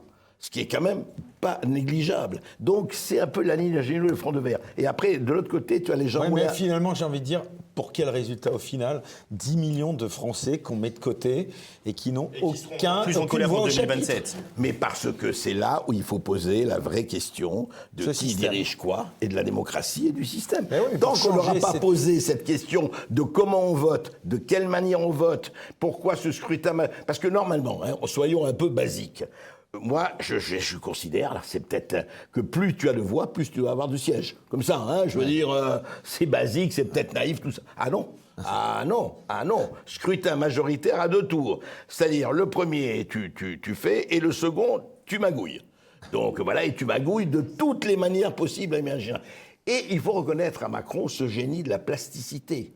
Macron, il n'y a aucun problème. Il sera gauche avec les gauches, droite avec les droites. Il l'a dit d'ailleurs. Je te dis, on avait parlé du Il y transgenrisme. en a un qui est très plastique aussi, on n'en a pas parlé ce soir. Mais il est C'est transgenre. Bayrou. On annonce le retour possible de Bayrou. Peut-être Alors un là, poste de Premier alors là, ministre. Alors mais moi je rêve de Bayrou comme Premier ministre. Pourquoi? Et je vais être et vous allez m'excuser, je vais être très très très mal élevé, mais mon grand-père me disait, tu sais, quel est le seul organe au centre? C'est le trou du cul. Donc les centristes, pour moi, c'est ça. C'est pas de conviction, pas d'opportunisme absolument total. Je vais à gauche, je vais à droite, je vais où le vent m'emporte et surtout où l'électoralisme l'emporte. Et quand vous parlez Mélenchon, c'est très intéressant. Parce que Mélenchon, il a été mitterrandiste, comme vous savez, etc. Il Mais a rappelez-vous- participé à plein de gouvernements. Enfin, mais la gauche a ceci. Et puis, il a écouté Mitterrand. Il a fait son petit programme commun en 2 semaines. C'est intéressant. Mitterrand, rappelez-vous comment il a plumé la volaille communiste il y a il n'a 40 jamais ans. été à un très haut poste sous Mitterrand. Est-ce qu'il n'y a pas un peu de la frustration? Il y a de la psy là-dessous. C'est un Jean Moulin avant. Donc, il a essayé d'exister. Il existe. Mais il a trouvé sa clientèle. Comme vous le disiez, il a sa clientèle, il a son marché, il a regardé où sont les parts de marché, moi je suis tête de gondole. Je veux dire que la mais je démographie suis est qui déjà en train d'influer sur les nouvelles élections. C'est clair. C'est clair. Alors on ne peut Vote on ne peut pas communautaire, dire tu fais ça. allusion à ça. C'est-à-dire un vote idéologico-communautaire. Non, parce C'est-à-dire qu'il y a majoritairement musulmans et d'origine étrangère. Et n'oubliez pas l'autre train, le woke et la cancel culture. Très important aussi chez les bobos, chez les bourgeois. Chez les bourgeois de droite, notamment, tu as une partie bobo, et chez les bourgeois de gauche, tu as une partie bobo, et tu as ces 2 trains. Alors que dans un État islamique, on sait comment seraient traités les LGBT, mais quand je vois Queer for Palestine, je suis heureux. Là, t'as tout compris, tu vois. Queer for Palestine. Tout est Moi, clair. ça me fait penser, cette alliance entre le wokisme et Queer for Palestine et les pires islamistes, à ce qui s'est passé pendant la révolution iranienne. Pendant la révolution iranienne, pour faire tomber le Shah, les communistes et les islamistes se sont alliés. Et puis une fois qu'ils sont arrivés au pouvoir, les islamistes, la première chose qu'ils ont fait, c'est couper la tête des communistes. Et bien c'est exactement ce qui arrivera au woke, à Sandrine Rousseau, à Mélenchon, au Queer for Palestine, aux LGBT, etc. C'est-à-dire qu'aujourd'hui, ils s'allient aux islamistes pour faire tomber l'homme blanc occidental, le terrible homme blanc occidental qui, a priori, ne veut pas jeter les homosexuels du 6e étage. Et par contre, une fois que les islamistes parlent le poids de la démographie, parce que c'est le pari de Mélenchon, la démographie, et l'influence de l'islam politique qui grandit en France et en Europe, une fois que ces gens seront majoritaires et qu'ils arriveront au pouvoir, la première chose qu'ils feront, c'est de voiler Sandrine Rousseau et de jeter du 6e étage les Queer for Ce serait Palestine. une bonne chose. Ça sera... Voiler ça Sandrine sera- Rousseau. Précise bien. Oui. Voiler Sandrine Ouais, mais Rousseau. Je ne dis pas le reste. Non, voilà. Enfin, non, Comment mais non, vous mais- expliquez d'ailleurs au passage que les accusations d'antisémitisme, elles n'aient pas porté leurs fruits à l'égard de la France insoumise ou de ce nouveau Front populaire? C'est quand même, encore une fois, le Rassemblement national qui a on va dire, agrégé sur lui et vraiment les accusations de diable. retournements quoi. de l'histoire. C'est-à-dire, il y a 40 ans, on disait Rassemblement national, Waffen-SS. Et puis aujourd'hui, c'est pas par hasard que Klarsfeld, père et fils, on dit qu'entre LFI et le Rassemblement national, ils voteraient Rassemblement national. C'est intéressant de voir ça, parce que, voilà. Et puis tu as les autres, CRIF et compagnie. Puis tu as tous les appels des artistes aussi, toutes ces C'est normal. pétitions. Alors moi, j'adore un truc des artistes. Il faut quand même s'apesantir devant ces artistes. Culturel. Les Hein artistes, Alors, on revient à la bataille culturelle, les artistes, les influenceurs, oui, mais la bataille les culturelle, médias. elle est pas les culturelle, artistes. elle est économique. Non, mais ça, c'est une Attends, conséquence. les artistes, tu disais quoi? Les artistes, j'adore. Ils disent, ouais, c'est dégueulasse, la préférence nationale, c'est fasciste. Sauf pour eux et pour leurs films. Voilà. Ah, L'exception là, culturelle. les enfants, à nous, la bonne soupe. L'exception tu vois. culturelle, exactement, qui défendent à l'Union l'Union européenne. C'est le seul protectionnisme qui doit exister selon eux. Non, mais c'est drôle. Voilà. Faites ce que je dis, faites pas ce que je fais. Le quota de films français, de chansons Exactement. françaises et compagnie. C'est le seul protectionnisme qui existe en fait. Tout ça pour en plus faire de la propagande politique. C'est-à-dire qu'en plus, on les Avec finance l'argent des Français, avec l'argent évidemment. des Français, Et exactement CNC, comme le service public. C'est évidemment. de l'idéologie, de l'idéologie, Je de sais, l'idéologie. Bah écoute, je pense que ces gens devraient se démerder tout seuls et peut-être qu'ils arrêteraient de faire de la propagande. Malheureusement, la majorité des Français n'en a pas conscience de ça, n'est pas au courant de tout ça. Et du coup, quand vous avez un artiste qui parle, vous êtes dans le groupe, le camp du bien. On a du mal, en fait. On a besoin de faire partie d'un groupe. Et les médias ont tellement rabâché que le Rassemblement national, c'était le Troisième Reich, que forcément, vous avez presque honte. Et ça a marché Et ça a marché. Ça a Alors, encore pas marché. autant qu'avant, on est d'accord. Mais c'est très ancré Ça a encore marché. Mais pourquoi ça marche? Le plafond Ça de marche verre, depuis 50 ans. il a eu un raccord en béton. Ils ont là. raccommodé le plafond de verre. Il était en train de s'ébrécher. Et là, ils ont amené des gens pour bien ils ont coller. une chape Macron de est béton génial. dessus. Macron est génial là-dessus. C'est un ingénieur. C'est un bâtisseur. Il ne faut pas refaire bâtisseur. La chose qui est passionnante dans cette histoire, pourquoi ce qu'on appelle la droite, je dis bien ce qu'on appelle la droite, ou ce que l'on appelle les souverainistes, n'ont pas été capables jusqu'ici de créer un discours et un narratif aussi fort que celui qu'a créé la gauche. Pourquoi ? Il a le problème. Pourquoi ? Parce qu'ils ont les clés de la culture, des médias et de tous les leviers d'influence dans l'opinion publique. Mais Il faut une attendez. nouvelle opinion publique. Oui, C'est ça mais que je dis. aujourd'hui, vous avez, comme disait Eric, les alternatifs. Vous avez Internet, vous avez les réseaux. Mais ça compte pas autant. Ça compte pas autant. Oui, Enfin, mais les quand plus même. grands. Je sais qu'on parle beaucoup Tu de parles du Bolloré. 20h de TF1, Voilà, c'est-à-dire qu'on 2 parle beaucoup minutes. des médias de Bolloré, etc. En c'est disant rien voilà. sur un Mais plan, c'est bien rien sûr. quand Et on c'est pas regarde subventionné. en deux soirs, en un soir, TF1, le journal de TF1 et de France 2, les c'est 20h, incomparable. font les audiences d'une semaine de CNews. Donc c'est vraiment. D'ailleurs, quand on les regarde, on a l'impression d'être dans un monde parallèle, hein, parce que vraiment. Alors, Myriam, alors ce que vous dites, ok, on est tout à fait d'accord. Alors expliquez-moi comment, malgré ce bombardement, cet extraordinaire bombardement qui dure depuis 40 à 50 ans et plus, pourquoi le Rassemblement national arrive à faire 10 millions de voix ? Excuse-moi, il aurait dû faire 2 millions, même pas 2 millions, 500 le 000. réel leur éclate au visage, en fait. Et violer tous les jours que Voilà, Dieu fait. le réel Voilà, éclate voilà. au visage des Français qui se ben voilà. prennent de plein fouet l'insécurité, qui se prennent de plein Eh fouet ben voilà. la rue, en fait. Juste la rue, vous descendez de chez vous, vous ne reconnaissez plus votre pays. Bon, bah là, en effet, le 20h, ça marche plus, quoi, en fait. Vous savez, ce que disait Jamel Debbouze, tu sais ce que c'est c'était le Front National. Tu sais ce que c'est qu'un Front National ? Non. Debbouze, oui. Il disait, c'est un communiste qui s'est volé 3 fois sa voiture. Basta. Voilà. Allez, ce sera le mot de la fin pour ce premier débat. On termine avec les caricatures d'Ignace qu'on peut applaudir bien fort. Découpage des circonscriptions, ça permet de censurer le peuple au profit de la République. Elle est pour toi, mon cher André. Et enfin, les gauchistes se révoltent contre les résultats. Pas du tout. Ils célèbrent leur victoire. Voilà, on peut applaudir bien fort. On enchaîne tout de suite avec le second débat. Et là, on va pouvoir parler du Rassemblement national. Tout de suite.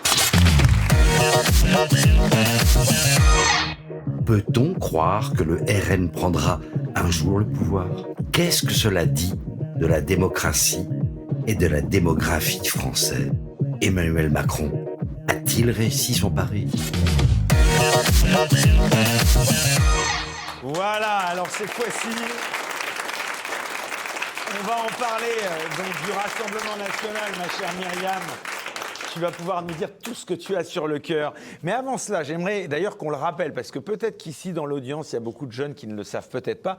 Nous avons quand même avec nous la seule personne, le seul journaliste français qui avait interviewé Donald Trump avant qu'il ne devienne président lors de ce mandat, il y a 8 ans. Ouais. Et pourquoi je te dis ça ? Parce que à l'époque, tous les sondages s'étaient plantés. Et là, ce qu'on oublie de dire, parce qu'aux européennes, il faut reconnaître, là, ils avaient plutôt un sans faute. Mais là, on peut dire quand même que c'est à nouveau une défaite, mais magistrale des sondages. Ils se sont royalement plantés. Il a eu pas Ou alors, allez, là, on va faire un peu Ah, là, on va de traiter de complotisme. complotisme, On va faire ouais. du complotisme. Non, mais c'était formidable parce que pendant 3 semaines, c'était le Rassemblement national va avoir la majorité absolue. Oui, il est au bord. Et là, c'est formidable. Tu crées dans les familles une espèce de frisson. Comment ? Ça va être ça. Et vraiment, ça a joué. Je ne dis pas qu'ils l'ont fait exprès. Je dis qu'on s'attendait à ce que, etc. Bon, alors c'est peut-être possible à l'époque, bon. Mais ça a joué un rôle émotionnel formidable. Alors, rappelle-toi, c'était le non passaran. C'est-à-dire qu'ils se sont tous clip des rappeurs, retrouvés. hein. Non, mais c'est sympathique, petit, allez, j'allais dire rigolo, mais c'est pas là. Ils se sont retrouvés républicains espagnols.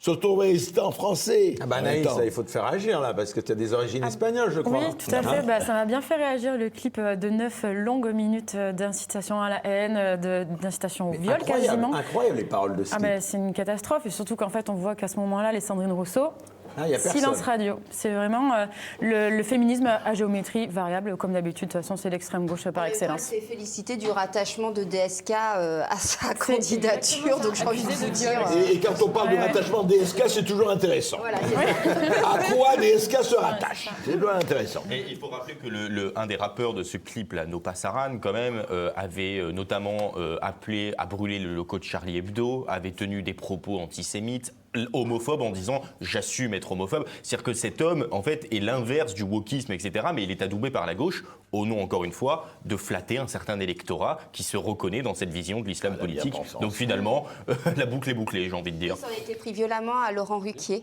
Oui, voilà, en disant que c'était une folle, je sais pas quoi. Voilà, il avait dit. Mais là, Laurent Ruquier, ça passe. Il vote pour lui, parce qu'il faut faire barrage au Rassemblement national. Donc, il préfère voter pour quelqu'un qui pense qu'il faut le jeter du 6e étage que pour le Rassemblement national. C'est ça aujourd'hui la logique de la gauche qui finira pendu sur la place publique, malheureusement. Oh, on n'espère pas, quand même. On n'espère pas. Pour revenir à ce système politico-médiatique, tu pensais qu'il allait être quand même capable de se mettre à ce point-là en mouvement pour Mais bien contrer sûr, le RN. parce qu'on oublie de dire comment marche le système. Le système est tenu entièrement par 8 oligarques. Okay, il y a des oligarques en France, on va l'appeler comme on veut. Tout le système, à part effectivement le service public qui est tenu par le gouvernement, est payé par nos impôts, ne l'oublions jamais, et on voit la diversité du service public, c'est magnifique. Moi j'ai demandé un jour à quelqu'un, rappelez-vous récemment, c'était formidable, je rappelle 2 mots, l'un de Delphine Ernotte, présidente de France Télévisions, et l'autre de Adèle Van Driet, directrice de France Inter. Et accessoirement, compagne de... Oui. Bah non, mais il faut le dire. Oui, de Raphaël. On dit qui? Raphaël Enthoven. Enthoven. Voilà. De Raphaël Enthoven, oui. Bon, mais moi, ce qui m'intéresse, ce sont leurs déclarations à toutes les deux. La Il y a première... quand même un magazine qui a appelé à voter pour Macron. Oui, et pourquoi voulez-vous quel est son poste? Enfin, je veux dire, Myriam, soyons mais sérieux. c'est bien de le- Soyons voilà, sérieux. Non, mais... De Mais- voir l'indépendance de la presse. Delphine Ernotte disait cette phrase extraordinaire, et c'est au-delà, elle disait « Nous ne voulons pas parler de la France telle qu'elle est, mais de la France telle qu'on voudrait qu'elle soit ». C'est quand même fabuleux, quoi. Pour quelqu'un qui dirige un média. Donc la vérité, on s'en fout, c'est notre perception de la vérité, notre narratif qui compte. Deuxièmement, Adèle Van Driet, c'était très joli, elle disait « Nous, on est open, on est tout à fait open, il n'y a pas de liste noire à France Inter, sauf si on parle du réchauffement climatique et qu'on ose mettre en doute le réchauffement climatique, Là, a-t-elle ajouté la science? Fabuleux. François Gervais, là, on peut pas le recevoir. Des prix Nobel qui contestent absolument ça. Enfin, les climato-sceptiques, c'est pas seulement des rigolos. Tu as François Gervais que j'ai reçu, brillantissime. Qui est CNRS et compagnie. Ça veut dire il faut bien voir que tout ce qui s'est passé dans les élections, c'est dans ce climat qu'il ne faut pas oublier le Covid. Et Myriam le sait, il ne faut pas oublier le réchauffement climatique, il ne faut pas oublier la guerre Russie-Ukraine. Moi, j'ai été extrêmement frappé que quand une chaîne d'information continue ne donnait que le point de vue ukrainien, LCI, pour pas la nommer. Voilà, et pas une fois le point de vue, je veux dire, un peu différent. D'ailleurs, Et tu jamais n'es un plus mot. reçu à LCI, on ne te voit plus sur Ah non, LCI. mais quand j'ai vu les médecins de plateau et les généraux de plateau, d'ailleurs, sont les mêmes. C'est-à-dire, c'est intéressant. Le plateau, ils passent de médecins à généraux. Ils sont urologues, ils sont proctologues, ils sont surtout proctologues, tout. Voilà. Donc, voilà. Donc, il faut bien voir comment fonctionne le système médiacratique ou médiocratique, comme voulez-vous. Il fonctionne effectivement. Et alors, de temps en temps, on laisse Je ne sais pas la si tu as soupape. vu hier, parenthèse, que Caroline Forest a dit qu'elle était une intellectuelle, elle-même. Bon, elle est intellectuelle, c'est pas le problème. Non, mais il y a des intellectuels qui font leur boulot. Il y en a, et il y en a heureusement pas mal. Mais il y en a d'autres. Et qu'est-ce qui se passe? Enfin, dans intellectuel, il y a intellect, excuse-moi quand même. Oui, tu veux dire les encéphales plats, c'est ça que tu Je veux sais dire. pas, ouais. Non, ce qui est vraiment intéressant dans cette histoire, c'est qu'on leur laisse, tu sais, moi je l'ai dit ici, je ne vais pas redire l'image du collier et de la laisse, c'est qu'on laisse les gens avec une certaine marge de manœuvre, mais attention, ça va aller jusqu'à un certain point. Et donc, il est là, le système est tenu. C'est pour ça, alors je sais bien que les réseaux sociaux ne sont pas, il y a le meilleur et le pire, mais au moins ça échappe à une certaine maîtrise absolue de ça. Au Et toi, moins, tu fais une audience considérable, d'ailleurs, sur YouTube. Justement, c'est quand même assez Attendez, Thierry Breton instructif. arrive, Ouais. Thierry Breton arrive, parce que là, avec la loi européenne sur le Digital Act, là, je sais pas quoi, qui va réguler les réseaux sociaux, on va avoir le même problème, c'est-à-dire censure sur les réseaux sociaux, et on le voit déjà avec TikTok, avec Instagram, etc., où il y a une censure. Donc, Bon, c'est... j'aimerais qu'on revienne au sujet de ce second débat, c'est sur le Rassemblement national. D'abord, qu'est-ce que vous avez pensé de cette campagne du Rassemblement national? D'abord, André. non, Myriam... Je lui laisse la parole. C'est vous l'invitez, allez-y. Moi, je vais vous dire, le problème du Rassemblement national, il est très clair. Et c'est intéressant parce que où il faut arrêter là. N'oubliez jamais que le problème du Rassemblement national, il est sorti de où? Il est sorti du bunker de Hitler à Berlin. C'est-à-dire que le Rassemblement national, c'était l'image, au départ, comment, etc., les durafours crématoires, les sorties de Le Pen et compagnie, qui étaient n'importe quoi par rapport au réel. Mais c'était perçu comme ça et instrumentalisé comme ça et utilisé comme ça. Bon. Il y a eu toute la période Le Pen, mais Le Pen disait n'importe quoi, il ne veut pas le pouvoir, tout ça. Arrive Marine, qui dédiabolise. Dédiabolise. Arrive Jordan Bardella, propre sur lui, le gendre idéal, etc. Mais c'est allé très loin. C'est-à-dire, nous, on est propre, regardez, on mange pas avec les doigts, je vous assure. On s'habille bien, on se cravate bien, on a le couteau et la fourchette et tout ça. Enfin, au niveau des candidats, il y en avait quand même il y a quelques ratés quand même. Hein. Non, mais il y a eu, c'est certain qu'il y a un peu de ratés. Mais attention, et là, c'est pas pour les défendre, mais ça s'est passé en une semaine. Qu'est-ce que fait Macron? Il lance ce truc, et c'est vraiment très organisé quand on dit « Ah, il a eu ça parce qu'il n'était pas content de sa défaite aux Européennes ». Rigolo. Ça fait très longtemps, à mon avis, qu'il réfléchissait à ça. Et il le lance. Il paraît que son père était au courant 2 mois avant, vous avez vu ça? C'est ce qu'a dit son père. Incroyable. C'est ce qu'a dit son père. Donc, non, je termine là-dessus. Et qu'est-ce qui se passe? C'est que, si tu veux, Macron lance donc cela. Et il y a eu quand même, je voudrais ne pas qu'on ignore l'épisode Zemmour et l'épisode Reconquête. C'est très intéressant. Car pendant 2 ans, 3 ans, et avant dans les éditoriaux, Zemmour a fait le boulot que ne faisait plus le Rassemblement national. Faut le dire. Zemmour a fait le boulot et il a dit, attendez, il y a tel ou tel problème. Ah non, dit le Rassemblement national, non, mais non. Là. Ils ont laissé faire. Et je dirais que si, aujourd'hui, le Rassemblement national est là où il doit quand même en partie, à ce qu'ont fait Zemmour et compagnie. Qu'on le veuille ou pas, qu'on le déplore ou qu'on s'en réjouisse, c'est un autre problème. Mais il a dit, voilà ce qui se passe. Moi, je me rappelle quand j'ai reçu Renaud Camus, le grand remplacement, c'était, alors lui, il y a beaucoup plus longtemps, on a dit, comment tu reçois Renaud Camus? Je dis, attendez, je le reçois, il n'y a pas eu une parole de haine, il explique ce qui se passe. Ah non, tu n'as pas le droit.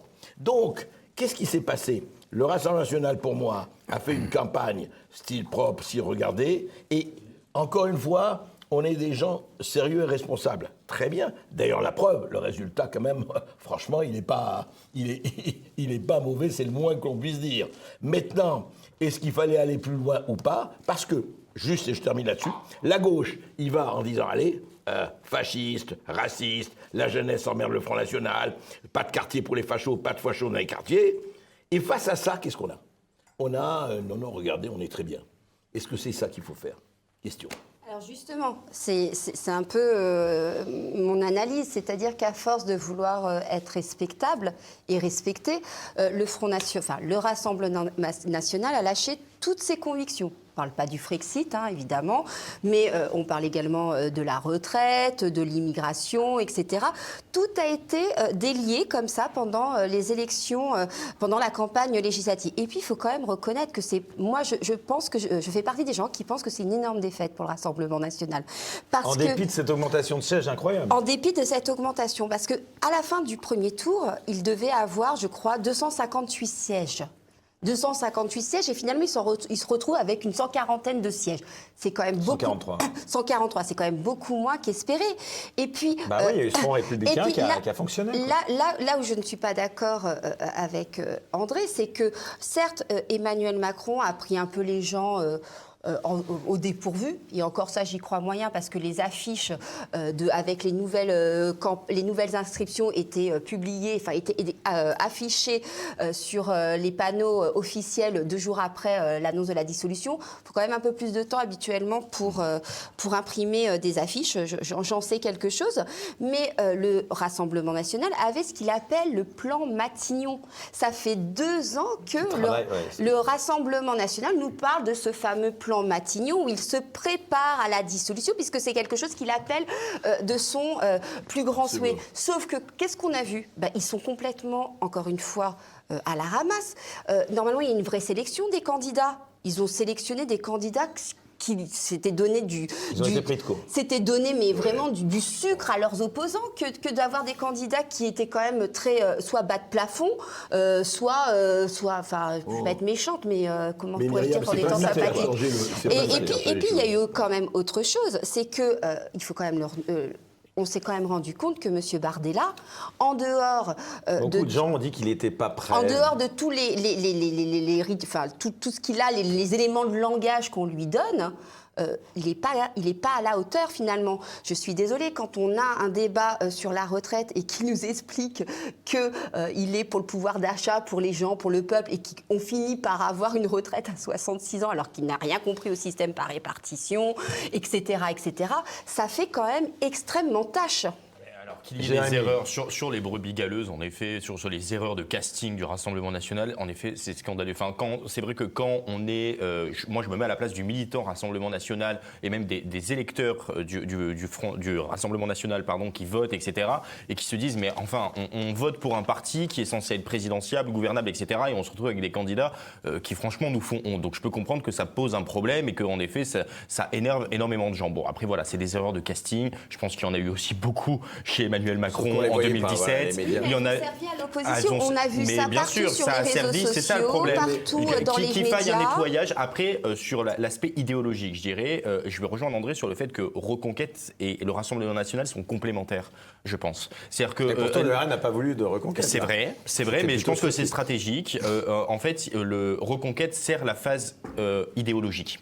C'est-à-dire que pour la société, pour implanter des idées, pour faire parler, pour faire des débats, et le Rassemblement national, c'est plutôt le camp respectable pour gouverner. Et donc finalement, les deux se complémentaires. Il y en a un qui inclut qui met des éléments de langage dans le débat public, et l'autre qui est prêt pour gouverner. Parce que je ne sais plus qui c'est qui disait cette phrase, qu'en gros, pour accéder au pouvoir en France, il faut être modéré. Voilà, si on n'est pas modéré, on n'accède pas au pouvoir. Et donc, le Rassemblement national représente cette phase modérée et Reconquête cette phase un peu plus dure qui impose des idées dans le débat public et que le Rassemblement national, une fois arrivé au pouvoir, sera obligé de prendre. Parce que la réalité, c'est que le Rassemblement national, s'il veut être crédible et s'il veut avoir un avenir institutionnel et un avenir politique, il devra s'emparer de ces sujets. Vous croyez toujours à la prise de pouvoir par le Rassemblement national, André? Moi, je suis très frappé. C'est qu'au lieu, ces gens-là, Reconquête, Rassemblement national, et je suis d'accord avec vous, au lieu de s'assembler, ils se sont envoyés des noms d'oiseaux. C'est le problème. Zemmour disait, ouais, Marine Le Pen, elle pense qu'à ses chats, et l'autre, Zemmour s'est comporté pas bien et tout ça. Zemmour a une vision plus intellectuelle de la politique, elle plus politique. Elle a grandi dans ses rails, Marine Le Pen, donc elle sait ce que c'est. Zemmour est plus un éditorialiste. Mais il a fait le job. Ah, bien sûr. Il a fait le job. Et moi, je vais vous dire, sur le fond du problème, quand on regarde quand même comme ça, c'est que si vous prenez les Philippot, les Asselineau, les Dupont-Aignan, tout ça, vous prenez la sensibilité française, mais plus de 50% des Français sont d'accord sur le fond. C'est ça qui est terrifiant, c'est que 50% des Français sont d'accord, et alors que quand la gauche...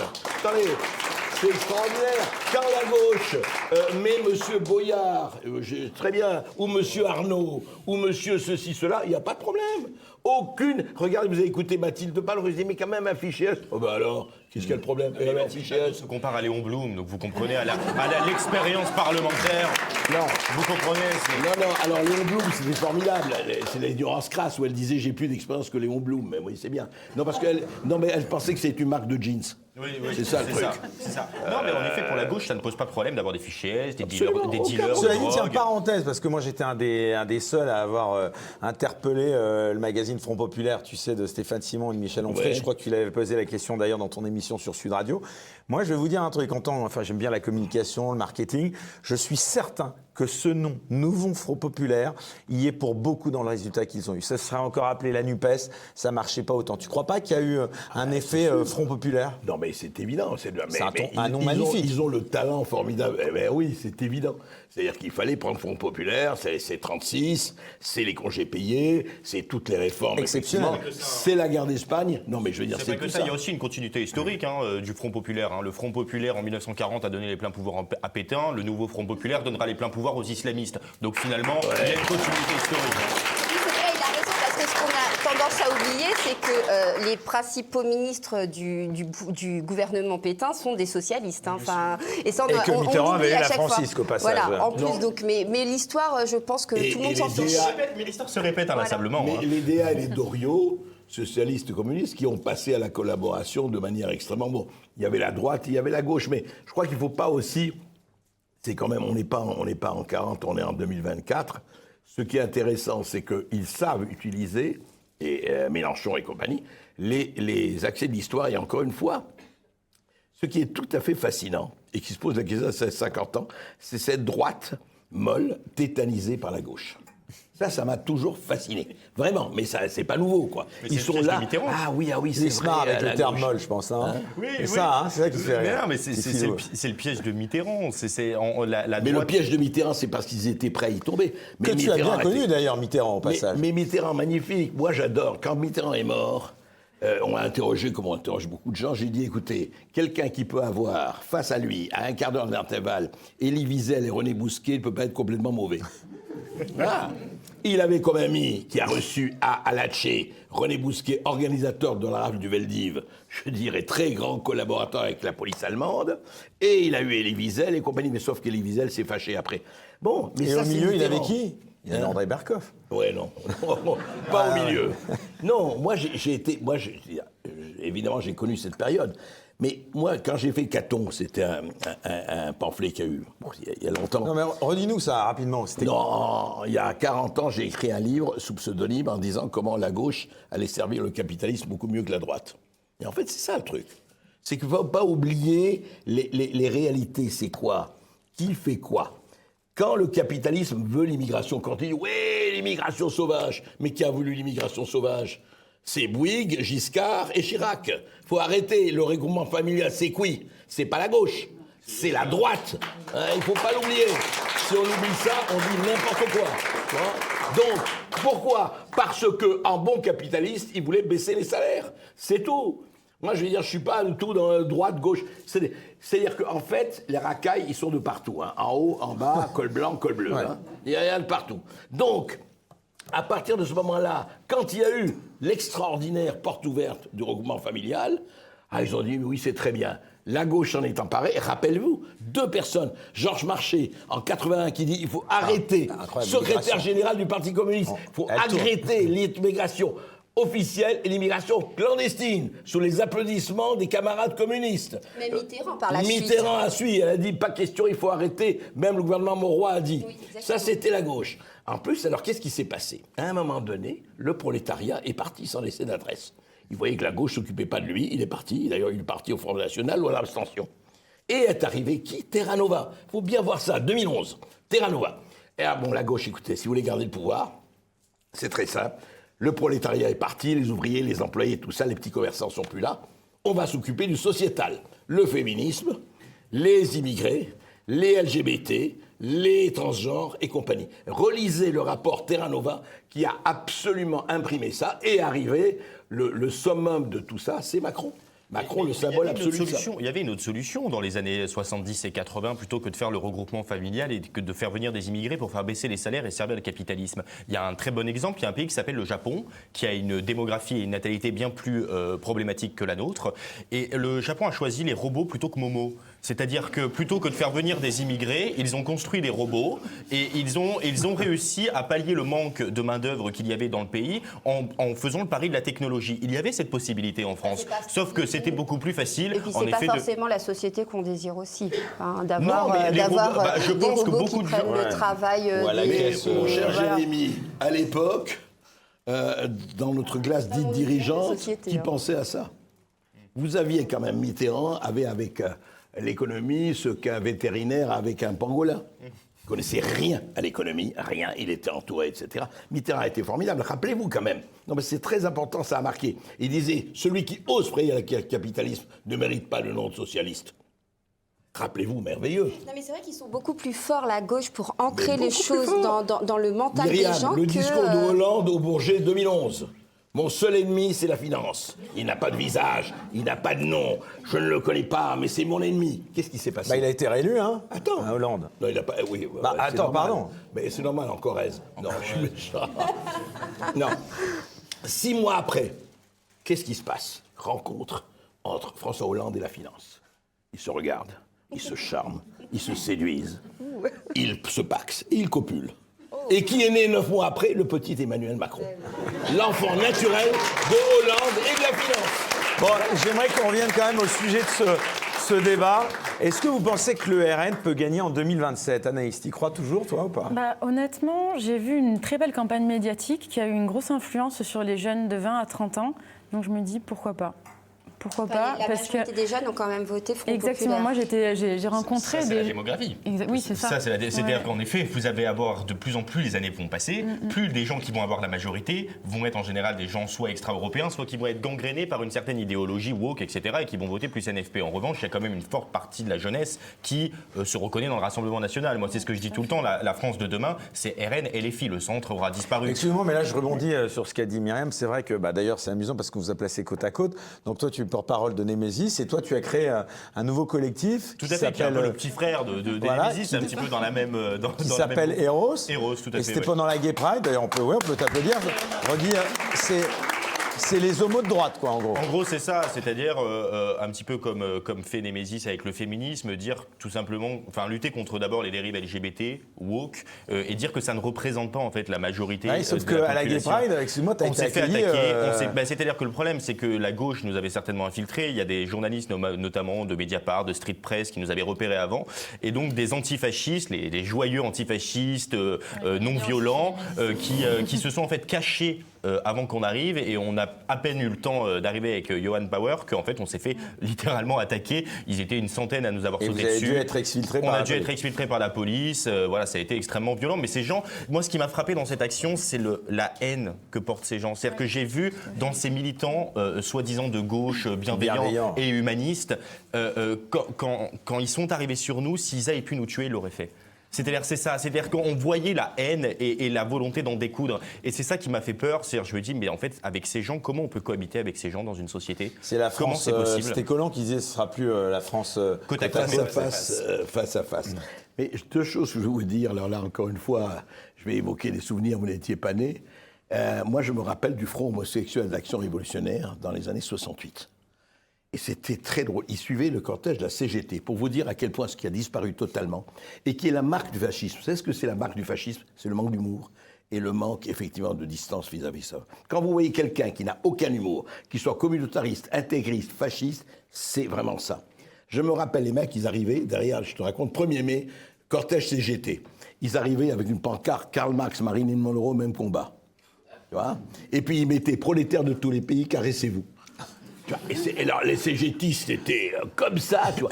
Mais quel drôle, mais c'était tellement drôle, et ils avaient un humour fou, quoi. Et aujourd'hui, c'est, attention, la fixité, le pain. Il y a pas d'humour, et c'est pour ça que c'est important de rappeler, exactement comme c'est important de rappeler qu'aujourd'hui, les femmes comme Sandrine Rousseau et le féminisme radical ne représentent pas les femmes en France.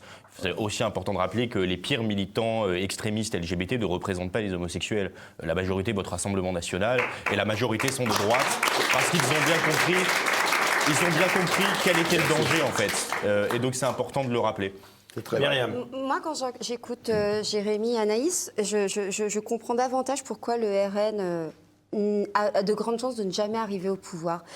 Oui, c'est parce qu'en fait, même eux qui sont très très jeunes, restent sur cette opposition gauche-droite. Et sauf que dans l'esprit des Français, c'est très ancré. La gauche a le cœur, la droite, c'est des pourritures. Donc je crois que tant qu'on restera dans cette opposition gauche-droite, vous vous ferez taper dessus à la Gay Pride. Alors vous avez certainement des valeurs communes avec les gens qui défilaient avec vous. Et puis surtout, on ne verra pas ce qui se passe vraiment. C'est-à-dire que tous ces flux migratoires dont on parle, toutes ces oppositions religieuses, idéologiques que l'on crée, ont un but, c'est de diviser les gens. Et ça, c'est vraiment, c'est mon côté très complotiste, mais auquel je crois énormément. C'est toute cette oligarchie mondialiste, européiste, qui agit en sous-main. Et rester dans ces cloisonnements, pour moi, c'est dévastateur, parce que vous aurez toujours l'image des homo ou pas, jeunes femmes, bien sûr tout rapport, vous aurez toujours l'image de la vieille mégère, de l'homo raciste et qui n'aime pas les Arabes. Parce que je crois qu'aujourd'hui, et vraiment le monde a changé, on n'est pas dans cette opposition. Il faut arrêter. C'est pas homo raciste qu'ils avaient trouvé, ils avaient trouvé homo nationaliste. C'est pas la presse, c'est pas mal. Il faut vraiment maintenant parler de mondialistes et de souverainistes, de gens qui aiment leur pays. Mais Myriam, je comprends ce que tu veux dire, mais moi, je suis avant tout, je parle pas de clivage gauche-droite, mais plutôt du clivage de ceux qui veulent que la France reste la France et que le pays reste notre pays et qu'on puisse vivre dans une société avec notre mode de vie et nos valeurs. C'est tout. Après, peu importe ta vision économique ou le passé que tu as pu avoir, si tu veux simplement que notre société reste la même, qu'on puisse vivre comme on vit actuellement. Civile à vous entendre. Mais bien sûr qu'il y a un risque de guerre civile. Mais tu y crois ça J'y crois. C'est pas une question de croire ou pas. On est dans une période d'affrontement qui a commencé déjà il y a des années. Et effectivement, tout est possible. À partir du moment, c'est-à-dire que quand je pense que ça peut basculer là. Moi, j'ai vécu au Liban où j'ai vu un pays qui était multiculturel, multicivilisationnel, et comment ça a basculé. C'est le gouvernement du Liban là qu'on a pendant 2 ans. Pour le moment, enfin, je ne sais pas. Mais je voudrais juste dire quelque chose par rapport à ça. D'abord, je voudrais dire que contrairement à ce qu'on peut croire, il y a beaucoup d'Arabes qui votent Rassemblement National. Je ne dis pas que c'est la majorité, mais il y en a beaucoup. Donc il ne faut pas lire les Arabes et les classer dans un corpus. C'est plus compliqué que ça. Et deuxièmement, moi, ce qui m'a frappé, c'est drôle par rapport à ce que dit Jérémy, c'est que dans une manifestation de Chédar, ils ont mis à bas les PD de droite. Donc les PD de gauche ont le droit d'être là. En revanche, les PD de droite, pas question. Mais tu t'imagines ces rachitiques du bulbe arriver à ça? Qu'est-ce que ça veut dire? Mais c'est n'importe quoi. Il faut sortir de ces carcans gauche-droite, revenir à des valeurs profondes, d'humanisme. Mais tu disais que je partageais quelque chose avec des gens qui défilaient, avec les gens qui nous ont attaqués, je ne partage rien. Je ne partage rien. Parce que, et en fait, la plupart, en plus des antifas qui nous ont attaqués, sont là simplement pour foutre le bordel, mais n'en ont strictement rien à faire de la liberté sexuelle ou de la liberté individuelle. Ils sont là simplement pour en découdre et pour taper tous ceux qui ne sont pas d'accord avec eux. Donc, mais je ne généralise pas, mais si tu veux, ce sont des gens, les LGBT et ces extrémistes, qui ont une vision politique. Nous, en fait, ce qu'on dit simplement, c'est que ça doit rester dans la vie privée. C'est-à-dire que les questions de sexualité ne sont pas une revendication politique. Non, mais ce n'est pas. C'est quelque chose qui ne te regarde que toi. Oui, et eux sont dans une vision qui est, en fait, tout politique. Tout est politique. Mais dans l'imaginaire des gens, la liberté de faire ce que tu veux, de ta sexualité, etc., est plus une notion, une valeur de gauche. Et quand on voit, par exemple, que le Rassemblement national s'est allié avec quelqu'un comme Éric Ciotti, on en parle ou pas quand même de cette alliance moi, je trouve ça plutôt pas mal. La réaction pour la première fois, je salue un peu Éric Ciotti du courage. Mais Anaïs, je crois que vous voulez répondre juste avant. Je voulais juste répondre sur le vieille mégère gentil de Myriam. Vas-y Anaïs. Alors, honnêtement, je pense que les militants du collectif féministe ne sont tout sauf ça. Ce sont des jeunes femmes qui sont courageuses, qui sont engagées, qui se mobilisent. Alors certaines à visage couvert évidemment, parce que professionnellement parlant, c'est très compliqué d'assumer, de faire partie d'un collectif qui est dit connoté d'extrême droite parce qu'on défend la valeur identité, la valeur française, etc. Mais juste le vieil mégère, moi je suis pas d'accord parce que honnêtement, quand on va dans des manifestations anti-RN, qu'on est confronté à ce que tu as été confronté aussi Jérémy, aux antifascistes, qui te sautent dessus, qui veulent te frapper, qui t'envoient des bières au visage, etc. Pour moi, c'est du courage pur. Et honnêtement, le vieil mégère, il a pas sa place. Je dis pas, attendez. Je Bah, t'as répondu, hein, non, mais je disais pas que c'était. Je me suis peut-être mal fait comprendre. Je disais pas que t'étais une vieille mégère. Je disais juste que vous véhiculez cette image-là au niveau de la majorité des Français. C'est des femmes fortes en fait. Moi j'ai cette image-là. mais Quand je suis le vois comme totalement ça, d'accord c'est avec plutôt ça. justement la femme occidentale qui se réveille et qui dit en fait j'existe et je n'ai pas envie d'être voilée. Bonjour. Tu vois, c'est comme ça que je le vois et je pense que beaucoup le voient comme ça. Ça, c'est dans ton microcosme, Bah, malheureusement, mais la majorité mais- ne le voit pas oui, comme mais ça. c'est vrai. Non, mais je veux dire que revenons au discours dont on voulait parler. Et au RN, Par hein, exemple, j'aimerais qu'on revienne au RN, Mais c'est ça le attends, sujet du mais débat, quand même, justement, un un petit peu. discours que pourrait avoir le NR. Comment ça se fait que le RN, mais les autres aussi, il n'y a pas que le RN, comment ça se fait qu'on ne dénonce pas cette chose terrifiante qui est l'indignation à géométrie variable et qui est effectivement, on choisit nos victimes. Ça, c'est les bonnes victimes et ça, c'est les mauvaises victimes. Ce qui se passe, non, mais je veux dire, les Sandrine Rousseau, au lieu de s'occuper de son homme déconstruit, d'ailleurs, j'aimerais voir un homme déconstruit, là. J'ai invité Sandrine Rousseau, elle n'a pas voulu venir. Je veux dire, avec ton homme déconstruit, parce que je vois comment on le construit, tu vois. Bon, enfin, passons. Mais je veux dire, c'est extraordinaire ce qui se passe en Iran. Vous parlez de courage. Ces femmes iraniennes, d'un courage extraordinaire, qui risquent le tabassage, le viol, la prison, la mort, parce que juste, elles veulent elle veut dire non, ça ne va pas, c'est Montrer leur visage.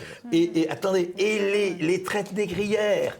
Quand je vois que Christiane Taubira avait dit oui, nous allons condamner la traite transatlantique, ces salauds de blancs, d'accord? Ces salauds de blancs esclavagisés. Et la traite arabo-musulmane, 11 millions de castrés en 3 siècles, 11 millions de noirs castrés en 3 siècles, qui mouraient. Qui en parle? Qui en parle? Et la traite négrière africaine. Et puis aujourd'hui, l'esclavage en Mauritanie et ailleurs. Qui parle de ce qui se passe avec les terres rares au Congo, avec le Soudan, etc. Ah non. Ça, c'est les mauvais sacres, mais ça ne nous intéresse pas. Mais on accepte en plus de recevoir des leçons de ces pays-là. C'est-à-dire que quand on voit que, par exemple, des pays comme la Turquie nous donnent des leçons sur l'esclavagisme ou sur le racisme, pardon, moi je n'ai aucune leçon en tant qu'homme occidental à recevoir d'un pays qui... la différence, en fait, entre eux et nous, c'est que l'Occident a aboli l'esclavage, eux le continuent encore en 2024. Donc on n'a aucune leçon de bien-pensance et de bienveillance et d'humanisme à recevoir de ces pays-là. Et c'est ça qui... Donc on attend un discours là-dessus. Allez, on revient au débat. Romain Maréchal, est-ce que vous croyez T'as raison, ouais, t'as raison. à sortir ma petite l'accession au carte pouvoir de Joker. Marine Le Pen en 2027? Comment? Tu y crois, l'accession au pouvoir de Marine Le Pen en 2027? En toute objectivité. En toute objectivité, hein, Romain Maréchal. Moi, je crois que si, et je ne suis pas du tout d'accord sur cette histoire, et je pense qu'on y revient d'ailleurs sur cette histoire de droite et gauche, je pense que ce narratif aide beaucoup le tu vas pouvoir en répondre à la place. question Oui, aussi. non, mais j'étais à bonne école, Eric, notamment la tienne. Donc, donc je viens avec mes réponses. Moi, je ne crois pas du tout que finalement il n'y a plus de clivage droite-gauche. Je pense qu'au contraire, il revient au goût du jour de plus en plus. Pour faire simple, la droite, elle est plutôt conservatrice, elle est plutôt attachée à des valeurs chrétiennes à l'origine, donc à une certaine forme d'humanisme, évidemment. Là où la gauche, elle, apparaît plutôt progressiste et évidemment subversive face à certaines évolutions sociétales. Et je crois que la grande intelligence de la France, c'est d'avoir su, à des périodes clés de son histoire, su faire la synthèse entre cette innovation qui pouvait être amenée par un certain courant de fraîcheur de la part d'esprits libres, peut-être plus de gauche, et cet esprit de tradition et de conservation, justement, de préservation du passé. Pourquoi? Pour que la France regarde vers l'avenir. Moi, je crois que ce clivage-là doit revenir au centre des discours politiques. Et pour répondre à ta question, parce que je ne t'ai pas oublié, cher Eric, je crois que le RN réussira à partir du moment, et là c'est vraiment le chef d'entreprise qui vous parle, hein, donc moi je suis dans le capitalisme, mais je suis pour un capitalisme intelligent, c'est-à-dire à l'intérieur du pays, on libéralise, mais à l'extérieur, on se protège. Évidemment. Voilà, ça, c'est ma vision des choses. Et donc, pour répondre, moi, à ma simple, comment je dirais, à mon niveau, j'arrive. J'ai pas beaucoup parlé, t'as remarqué. Donc, maintenant que j'ai la parole, je la garde un petit peu. Allez, noie le Donc, poisson, pour ouais. répondre à ta question, je pense que c'est faisable à Que partir... Marine Le Pen donc, gagne la présidentielle en 2027. Je pense que c'est faisable à partir du moment où il tisse des alliances beaucoup plus importantes avec toutes les entités à droite, certes. Pourquoi? Parce que ce n'est pas suffisant de vouloir assimiler les personnalités au sein du RN. Je pense qu'il devrait s'organiser, et je pense que ça a peut-être été l'erreur. Une fois de plus, je ne suis pas politicien, c'est pas ni mon ambition ni ma carrière, mais ce que je veux dire par là, c'est que je constate que peut-être qu'avec des entités satellites, ils auraient pu jouer justement l'alliance absolue et la protection des intérêts français et de cette vision justement. Tu disais très justement, Jérémy, peut-être que Reconquête, et même c'est sûr parce que Zemmour est un intellectuel, gagne des batailles sémantiques, c'était le cas du grand remplacement, là où la droite perd depuis des années. Le progressisme, le wokisme, etc., ça a été des batailles sémantiques perdues. Et le grand remplacement était une bataille sémantique gagnée. Exactement. Grâce pour à une Zemmour fois, et d'autres. pour une fois. Donc ça, il faut donner ça à Zemmour. Exactement. Et moi, je vois, ou je voyais, l'avenir nous le dira, Reconquête comme une sorte de parti de réflexion et idéologie, voilà, d'avancée idéologique, là où le RN était plutôt un parti de gouvernement et d'adaptation. Je veux dire d'incubateur à idées, quoi. Disons Mais ça ne suffit pas. qu'il doit exister, de Philippot, chère à Myriam, jusqu'à Zemmour ou à ses représentants. Tout ce spectre-là doit savoir s'unir au moment, dans la dernière ligne droite pour accéder au pouvoir. C'est ce que sait très bien faire la gauche et c'est ce que n'arrive pas à faire, désolé de le dire, la droite, parce que je suis désolé, quand on est attaché à une civilisation, à une identité et à des mœurs chrétiennes, qu'on le veuille ou non, parce que c'est ça la France, la on y faute va. de la responsabilité de la division, hein, Non, pardon, mais ça peut à droite. Excusez-moi, mais je suis d'accord avec tout ce que vous dites, hein, qu'il n'y ait pas de malentendu. Sauf que ça ne peut pas être l'essentiel de la politique de droite, en fait. Et c'est d'ailleurs pour ça que Éric Zemmour, il est complètement rétamé aujourd'hui. Je ne sais pas ce que va faire Marion, si elle va réintégrer le RN. Marion, voilà. Je ne sais pas ce que voilà, tu nous dévoileras certainement pas le scoop aujourd'hui, mais je veux dire... Elle-même, elle ne sait pas en réalité. Non, mais c'est vrai. Tu veux que je te travaille? Ben non, mais je pense Mais qu'elle-même, bon, elle ne sait pas, parce non, que Marion est quelqu'un de très intelligent et qui prendra des décisions le moment voulu. Voilà, mais Marion, en tout cas, elle a été sincère dans son engagement. C'est-à-dire qu'elle a milité pour l'Alliance des droites, elle a toujours tout fait pour. Malheureusement, de part et d'autre, il y a eu des difficultés. Elle a été résiliente, elle continuera d'avancer, parce que Marion, elle a à cœur de défendre la nation française. Point barre. Voilà. On est d'accord, mais ça peut être qu'une partie de la politique, parce que faire toute sa politique, toute sa campagne sur ce thème-là, je suis désolée, c'est dévastateur. Je suis pas d'accord, il n'y a pas que ce thème-là. On a la droite la plus bête Monsieur du Zemmour, monde, en fait. Monsieur- Elle est incapable de Monsieur s'accorder, Zemmour, de s'unir. excusez-moi, Laurent Zemmour, Wauquiez. Monsieur Zemmour était pour les retraites, Oui, pour la retraite à d'accord, 64 ans. d'accord, Je mais- suis mais désolée de Myriam, vous tu as dire. quand même Monsieur aujourd'hui- Zemmour est quand même un européiste. Non, ce n'est pas un détail, parce que parce que les compose. La non, politique, c'est savoir composer. c'est de pas tirer les enseignements C'est de comme ces tous, législatives. pardon, je Myriam. finis là-dessus, Oui, c'est un coup de gueule. allez-y. Tous les bourgeois qui ont refusé de voter Front National puis Rassemblement National parce qu'on disait ah oui mais le programme économique, vous vous rendez compte, machin, etc. Je peux pas apporter ma voix. Alors qu'ils sont d'accord sur tout, hein. La défense de l'identité, de la civilisation, la défense de l'innovation, machin, etc. Et ben sauf qu'aujourd'hui les mecs, ils ont un bloc de gauche hyper puissant. Voilà, en face Il de. est pas hyper et je dis, puissant parce qu'il va j'en sais rien. Moi je suis pas Madame désengagé, Irma. Je sais Non, mais pas. moi, je voudrais rappeler quand même quelque chose, hein, parce que l'histoire, elle est pas si loin. Comment, à votre avis, Mitterrand et les communistes, ils s'aimaient? Ah non. Ils se détestaient, ils se haïssaient. Il y avait le petit Robert Fabre, le radical de gauche, qui faisait la pointe, le centriste de gauche. Mais qu'est-ce qu'il a fait, Mitterrand? Mitterrand savait exactement ce qu'il faisait. Moi, je peux vous en parler parce que là, je suis là. Il a dit, bon, c'est formidable. Comment je peux gagner? Je peux gagner à gauche, mais si je ne suis pas avec le Parti communiste, je n'ai aucune chance. Ok? C'est-à-dire que les différences entre Mitterrand et les communistes n'avaient rien à voir avec les différences entre le RN et Zemmour. C'est rien. Je veux dire, les différences entre le RN et Zemmour, c'est peanuts par rapport aux différences entre Mitterrand et les communistes. Eh bien, ils ont fait le programme commun. Et ils ont gagné comme ça. Et après, chacun. Sauf que le RN a choisi Éric Ciotti plutôt qu'Éric Zemmour, là, lors de Mais ces non, élections. il n'a pas choisi Ils auraient Éric pu avoir les Ciotti. deux. Mais non. Bah, ils ont refusé de faire une alliance avec Zemmour. Et puis ils ont quand même choisi quelqu'un qui a œuvré pendant 7 ans à la majorité présidentielle. Excusez-moi. Il a toujours Oui, été mais- plutôt dissident. alors, non, mais je veux dire, si on ne prend que. Il s'est les réveillé purs- sur le mais tard. regarde, Je suis assez d'accord avec Si Myriam. on ne prend. Non, pardon. Si on ne prend que les purs et durs, on reste dans son coin et on va rester les vierges folles. Ça ne marche pas comme ça, la politique. Moi, si on est intellectuel, c'est autre chose dans les principes. La politique, c'est l'art de négocier, y compris avec des gens. Comment tu Pardon. fais avec Bertrand, avec Vauquier, Mais avec Pécresse? dis-moi, comment tu fais aujourd'hui? Mais ils sont macronistes. Mais comment tu fais aujourd'hui, par exemple, où il y a Te crache à la gueule en permanence. où il y a 600 000 Ukrainiens morts parce que ces connards ne sont pas entendus en avril 2022. En avril 2022, les Russes et Zelensky étaient prêts à signer. Et Boris Johnson d'Angleterre est venu leur dire non, on va vous donner tout ce qu'il faut, ne signez pas. 2 ans plus tard, 600 000 Ukrainiens morts pour rien, je ne sais pas combien de Russes. Pourquoi? Parce que tu as un type comme ça, Trump, il serait venu, il dit deal, on négocie. On négocie. Ça s'appelle la négociation. si on ne sait pas ce que c'est la négociation, Mais pour ça, on ne parle de rien. mais il faut que les deux parties soient d'accord pour négocier. Quand tu as des gens comme, je le disais tout à l'heure, comme Édouard Philippe, comme Jean-François Copé, comme Pécresse, comme Xavier Bertrand, comme Raffarin, comment tu fais pour négocier avec ces gens qui te crachent à la gueule en permanence et qui préfèrent le nouveau Front populaire au RN? Ce sont des quantités négligeables d'importance nulle. De quoi tu parles? Raffarin, je ne crois pas que ça soit une quantité négligeable dans le système. Vous me parlez de la 13e République. Non, Raffarin, ça pèse quoi dans le pays, Raffarin? Je vous parle d'un young leader qui tire les ficelles. C'est quoi, Raffarin, Myriam? Mais c'est quoi, Jean-François Copé, Myriam? Non. C'est quoi? Pourquoi tu parles? Mais est-ce que vous avez... C'est des rigolos de politicards qu'on peut remplacer comme on veut. Pas du tout. Pas du tout.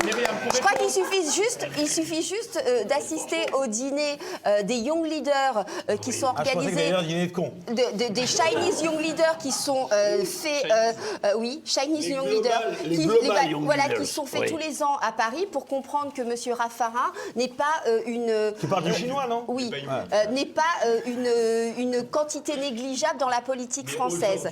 Attends. Pour répondre à ce que tu as dit tout à l'heure, Myriam. Et puis attends, je veux juste finir après.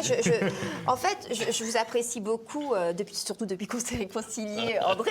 Mais la façon dont vous proposez de faire de la politique, en fait, c'est donc de la négociation. C'est donc on ne sort pas de ce système. Et je crois qu'en France, on crève de cette négociation. Non. La preuve, c'est qu'aujourd'hui, on a Madame Myriam, Borne au pouvoir parce qu'on ne négociation, fait que pardon. négocier et qu'on n'est pas, La négociation, ce n'est pas de rester dans le convictions. système. Pardon. Vous parlez de Raffarin. Mais vous rigolez, Marin est une marionnette. C'est qui les Global Young Leaders? C'est Soros, c'est Schwab, c'est Gates. Ça, c'est les patrons. Oui, on est Alors, ne parlez pas de Raffarin, Mais parlez pas d'accord, mais les c'est- marionnettistes, oui, je les non, mais- remplace. non, mais on est Ce qui est d'accord. important, ce Sauf sont que les ce patrons. sont- sauf que ce sont On parlait les- de Raffarin. De Raffarin, je m'en Non, fous. ce sont les émissaires de ces Eh gens-là. ben alors, André, ça ne me dites comprend pas. rien, Ben les si, parce que émissaires. ça influence. Myriam, Ça va à des soirées chez Emmanuel Macron à l'Élysée. Myriam, écoutez-moi un peu, ça va vous faire du bien. Attends, laisse terminer André. Attends, qui dirige? Qui sont les mondialistes? Vous parlez des mondialistes, vous parlez de ça? Ne t'énerve pas trop, mon Non, mais j'adore. Et vous me parlez de Raffarin. Les mondialistes, c'est très simple, ils ont tout compris. Qu'est-ce qu'ils ont fait, les mondialistes? Ils ont dit, voilà, on a 7 milliards de personnes. Au fond, on a besoin des 20%. 20%, tu vois, qui Oui, sont bien d'accord. sûr, d'accord. Les 80% ne servent à rien. Mais, comme nous ne sommes plus Hitler, Pol Pot et compagnie, on ne va pas les massacrer. Non, quand même. On va juste leur on lancer un donnera un petit peu de virus. Rivotril dans les EHPAD, mais ça suffit pas. Bon. Donc, on les garde vivants, mais qu'ils ne nous fassent pas chier. Qu'ils ne nous emmerdent pas, qu'ils suivent le truc et qu'ils votent comme il faut, etc. Donc, il y a les 20%. Bien. Qui c'est ça? C'est BlackRock, Vanguard. Non, mais il faut parler de ça. Ah oui, c'est ces totalement gens-là qui ont d'accord. des actions dans tous les trucs Totalement du monde d'accord. et de la planète. Si on Totalement parle pas de ça, d'accord. on parle de rien. Totalement d'accord. Donc, on peut parler des marionnettes. Moi, je veux bien qu'on parle des marionnettes. C'est sympathique. Les marionnettes, c'est ceux qu'on voit un peu partout, qui viennent nous dire « Ah, la France, la France, la France ». Non, occupez-vous de ce qui est vraiment le bien du pays. Et là, on revient à l'identité. Et c'est très important. C'est quoi les valeurs qu'on défend? Quelles sont les valeurs aujourd'hui? Or, l'Occident se lapide, l'Occident se donne des coups de fouet, au lieu de défendre les valeurs qui sont quand même pas minables. Les valeurs occidentales, c'est pas minable. Oui. Et pourquoi aujourd'hui... Catholique, c'est universel. Ouais, hein? Catholique, ça veut dire universel. Oui, non, mais en tout cas, quelle que soit la religion, mais ce qui est terrible dans cette histoire... Oui, occidental, je suis d'accord. Mais ce qui est extraordinaire, c'est que pourquoi l'Afrique, ça s'est passé comme ça? Pourquoi on n'est pas respecté? Pourquoi on n'est pas respecté? Pourquoi on est parti? Pourquoi on est traité comme ça en Afrique et ailleurs? Pourquoi on n'est pas capable? Parce qu'on a des rigolos. Parce que quand un Macron va en Algérie et dit la colonisation est un crime contre l'humanité. Merci, voilà, exactement. voilà. Parce que c'est exactement Attends, on a ça. quand même séjourné, quand même, ministre des Ah Affaires oui, tu as étrangères, quand même. Le français après revient. Je suis un très bon ministre des Affaires étrangères parce que j'ai pas allé à l'étranger. Je suis allé à l'étranger, donc je suis un très bon ministre des Affaires étrangères. Non mais attends. En discours d'anti-France mettent mal à l'aise effectivement les Français et du coup, de par ce déficit de confiance en eux, ne prennent pas les décisions adéquates pour l'avenir du pays. Mais parce qu'aussi on a Il faut leur oublié, redonner confiance avec un discours clair et une vision claire. On leur a dit depuis 40 ans que leur civilisation c'était de la merde et que ça n'existais pas et que la France, l'Europe, l'Occident c'est de la merde. Pour répondre à ce que disait Myriam et aussi peut-être pour répondre à la question d'Éric sur le Rassemblement national, je vais essayer de faire tout en un. D'abord, sur la droite n'a pas que ça à proposer. Tu disais la droite ne propose que ça. On a aujourd'hui certes le sujet de l'identité, de la civilisation, de l'immigration, mais on a aussi le sujet des libertés individuelles que la droite est la seule à défendre aujourd'hui, puisque la gauche est la fossoyeuse des libertés individuelles, puisqu'elle veut apporter. Excuse-moi, mais pendant le Covid, ça a été. D'accord, mais là, c'est marginal. C'est pas marginal parce qu'on s'est tu as aujourd'hui la majorité des gens de droite. Tu as aujourd'hui la majorité. À cause de gens comme lui. D'accord, mais c'est marginal. Tu as aujourd'hui c'est comme Raffarin. Tu as aujourd'hui la majorité des gens de droite et des électeurs de droite et des représentants de droite qui ont une ligne claire, une ligne civilisationnelle, une ligne de l'économie qui est plus ou moins libérale, plus ou moins capitaliste, mais avec quand même une vision claire de ce que doit être le pays et vers quoi on doit aller. Et il faut retrouver cela pour qu'on puisse avoir un avenir. Parce que si tu ne te rends pas compte que tu fais partie d'un pays, la France, d'un continent, l'Europe et d'une civilisation, l'Occident, qui a en effet des valeurs qui sont universelles, qui sont grandes, qui ont rayonné sur le monde. On a quand même réussi à conquérir le monde à travers nos idées en 2000 ans. C'est pas pour crever au bout de 50 ans. D'un point de vue idéologique, je suis totalement d'accord avec toi. C'est-à-dire qu'il faut simplement retrouver... Sauf que tu oublies quand même une donnée, c'est que si tu restes dans l'Union européenne, tu ne pourras strictement rien faire. Mais c'est même pas un problème de l'Union européenne. Je voudrais une parenthèse, pardon. Je crois que Myriam, à un moment, on est très triste. Faut le dire. Olivier Véran a... Ah oui que Olivier Véran a été vaincu. L'immunité parlementaire, il n'y a plus, on peut l'attaquer, procès. Moi, je suis encore plus triste pour ces futurs patients cliniques, je sais pas, esthétiques. Champs-Élysées. Esthétique. Botox around the clock. Alors, moi, je pense que je vais aller lui prendre rendez-vous pour me faire enlever un tatouage. Et je veux que ça soit Monsieur Véran qui le fasse. Il faut retrouver cette ligne politique-là. Et en effet, si le Rassemblement national arrive avec des satellites... Mais pardon, je trouve que vous avez un peu évincé rapidement, moi, ce que j'appelle les traites quand même. Tous ces gens comme Raffarin, comme Édouard Philippe, je m'en lasse pas de les citer, comme Pécresse, comme Bertrand. Mais si, ils ont encore la part. Laurent Wauquiez, il est pas là, tu crois pas? C'est la droite, c'est aussi la droite. Mais la droite a ses traites, comme la gauche a ses traites, comme tout le monde a ses traites. Ils sont pas morts lors de ces élections, les Républicains. Ils sont terminés avec... Bertrand... Non mais en nombre de sièges à l'Assemblée, c'est eux qui détiennent les clés. Non mais attends. Beaucoup plus à ces gens-là qui ont trahi effectivement leur camp, qui ont trahi la France en se faisant élire sur des idées plutôt conservatrices et qui après au pouvoir ont mis Kouchner, n'est-ce pas? C'était quand même le coup de force de Sarkozy. C'était la fameuse ouverture de Sarkozy alors qu'il avait fait une campagne très très très conservatrice. Et moi en fait ces gens-là ont devant l'histoire une beaucoup plus grande responsabilité qu'un François Hollande ou même qu'un Macron, parce que en fait c'est des gens qui ont avancé masqués, qui se sont soumis au diktat de la bien-pensance et qui du coup ont mis le pays sous terre en fait. Et donc maintenant il faut se redresser debout, comme disent les politiques de notre camp, si je puis dire, en tout cas du mien, et avancer. Mais donc ces gens-là, tant mieux. En fait, s'il y a une vertu de Macron dans cette séquence qu'on vient de vivre, c'est qu'il a permis de lever exactement tous les lièvres. Voilà, tous ceux qui sont en fait des politicards comment je dirais, de carrière et non pas de conviction, ils ont sauté. Qu'est-ce qu'il a dit Ciotti? Il a dit moi. Mes militants, à 80%, ils sont pour une alliance. Voilà. Je suis désolé. Il a été impec, Ciotti. Voilà, c'est comme ça. En fait, les petits chefs à plumes, très bien, ils font ce qu'ils veulent, ils négocient leur marocain comme ils veulent avec le Big Boss. C'est ce qui se passait en vrai. Éric Ciotti, il n'est pas idiot. Soit les mecs allaient négocier de chez lui avec le RN, soit ils allaient négocier avec Macron. Donc il était obligé de se positionner. Mais il s'est positionné par rapport aux militants. Les gens dont tu parles, tous ces politiques de droite qui en effet ont trahi, ont comme point commun qu'ils ne pensaient pas en effet à ce que je disais tout à l'heure, à la prochaine génération. C'est-à-dire que c'est des gens c'est des politiciens qui n'ont aucune notion de l'histoire, de ce que c'est que la civilisation. Oui, mais c'est la majorité. Jérémy, il y en a beaucoup. Oui, mais je sais qu'il y en a beaucoup, mais si on retrouve simplement en fait des gens qui ont cette notion de la civilisation et parce que en fait la différence entre eux et nous, c'est que ces gens-là, ils n'ont pas la notion de l'avenir, mais parce qu'en fait dans 50 ans ils seront plus là. Notre génération, elle sera là dans 50 ans.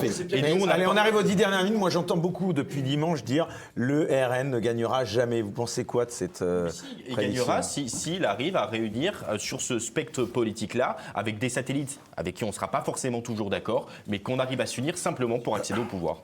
Je rappellerai la phrase d'Alphonse Allais, les poubelles sont remplies de tendances prolongées. Donc n'ayons pas jamais, never say never.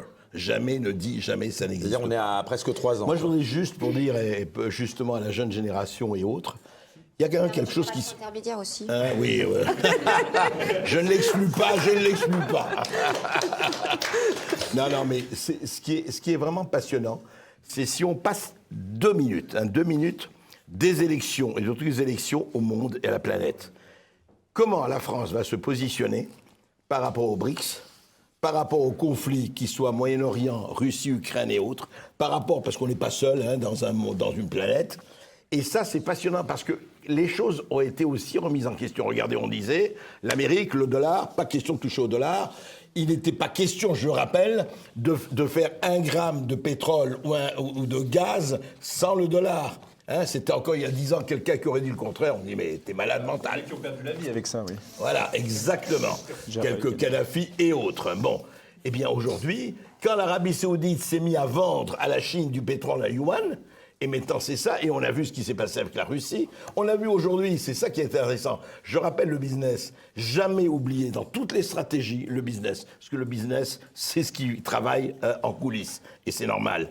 Je veux dire, quand on voit aujourd'hui que, attendez, 2 ans et demi d'embargo, et là je parle même pas de Bruno Le Maire, l'Amérique continue à acheter de l'uranium aux banques russes. Ils ont mis, tu sais que j'ai eu le truc, tu as le rapport du département d'État américain et quelles sont les banques qui ne doivent pas être touchées par la sanction. Tu as 10 banques russes qui ne sont pas touchées par les sanctions. Pourquoi ? Parce qu'elles, on leur achète de l'uranium. Voilà, aujourd'hui, à l'heure où je vous parle, l'Amérique et la Russie, où ils disent et nous, on s'est fait cocu, battu et content. Allez, Renault, quittez. Allez, les gens, quittez. Au lieu d'être les intermédiaires, au lieu d'être les médiateurs entre Russie et Amérique, on s'est mis complètement du côté de l'Amérique et on a négligé ce qui s'est passé. Et résultat, c'est nous qui payons. On s'est tiré une balle dans le ventre. Voilà. Et il faut arrêter. Et c'est la même chose en politique intérieure. Est-ce qu'on aura un jour des politiques avec du cerveau ? C'est that is the question. Voilà. On n'a pas encore la réponse. Allez, chers amis, on va terminer. Alors, d'abord avec encore une fois, des dessins de notre ami Ignace. Alors, Macron maintient son ordre en fichant le bordel. Voilà pour la première. Le Rassemblement national a vampirisé les voix de Zemmour en étant un rempart à son extrémisme. Et on devine Marine Le Pen. Le dilemme du Rassemblement national, on combat le système en épousant les idées du système. Ça renvoie à ce que disait tout à l'heure nos amis. Absolument. Paris gagné pour Macron, nous avons vaincu le fascisme. Et on le voit à côté. Voilà. Et enfin, au lieu de la menace du RN, vous aurez toujours plus de chances pour la France, plus de wokisme, d'islam et de transgenrisme avec Jean-Luc Mélenchon. Alors, si vous aussi, les résultats des législatives vous donnent la gueule de bois, eh bien, immortalisez-la en portrait ou caricature. Vous allez sur designas.com. Et puis alors, Ignace, il a comme d'habitude un cadeau rien que pour toi, mon cher... ah bah attendez. Législative, on est dans le roube jusqu'au cou. Bistro Liberté. Ça y est, et on voit, voilà. Elle est pour toi, mon cher... Allez, on va terminer, il reste juste 5 minutes. Écoute, c'était vraiment un plaisir, encore une fois, de te recevoir. C'était la dernière de la saison. Alors, on prévient quand même que s'il y avait un événement majeur, on viendrait tous dardard pour éventuellement la couvrir. Mais en tout cas, c'était la dernière. Par exemple, si Sandrine Rousseau est Premier ministre... Là, je pense qu'on... Mais tu rigoles, mais on va peut-être avoir Jadot, Faure, je le disais, ou Glucksmann, hein. Ça vole au niveau du charisme quand même. On est quoi dans la fourchette haute là à quel niveau hein? On est dans les trucs de la fourchette. Tu sais ce que disait Mirabeau? Non. Mirabeau disait on peut tout faire avec une baïonnette sauf s'asseoir dessus. Donc voilà. En tout cas, vous croyez que ça va finir comment là? Est-ce que vous pensez qu'on va avoir un an on va dire, de vie tranquille, un peu comme la Belgique qui n'avait pas un moment de... Un an de blocage, un an de rien, un an où en fait il ne va rien se passer. Je pense que Gabriel Attal va rester jusqu'à la rentrée. Tu penses qu'il va redissoudre dans un an? Oui, il va redissoudre dans un an et puis on va avoir le même scénario, etc. C'est probable, à mon avis, jusqu'au départ de Macron. Il ne se passera rien de significatif dans le pays. C'est dommage, mais il faut attendre qu'il parte.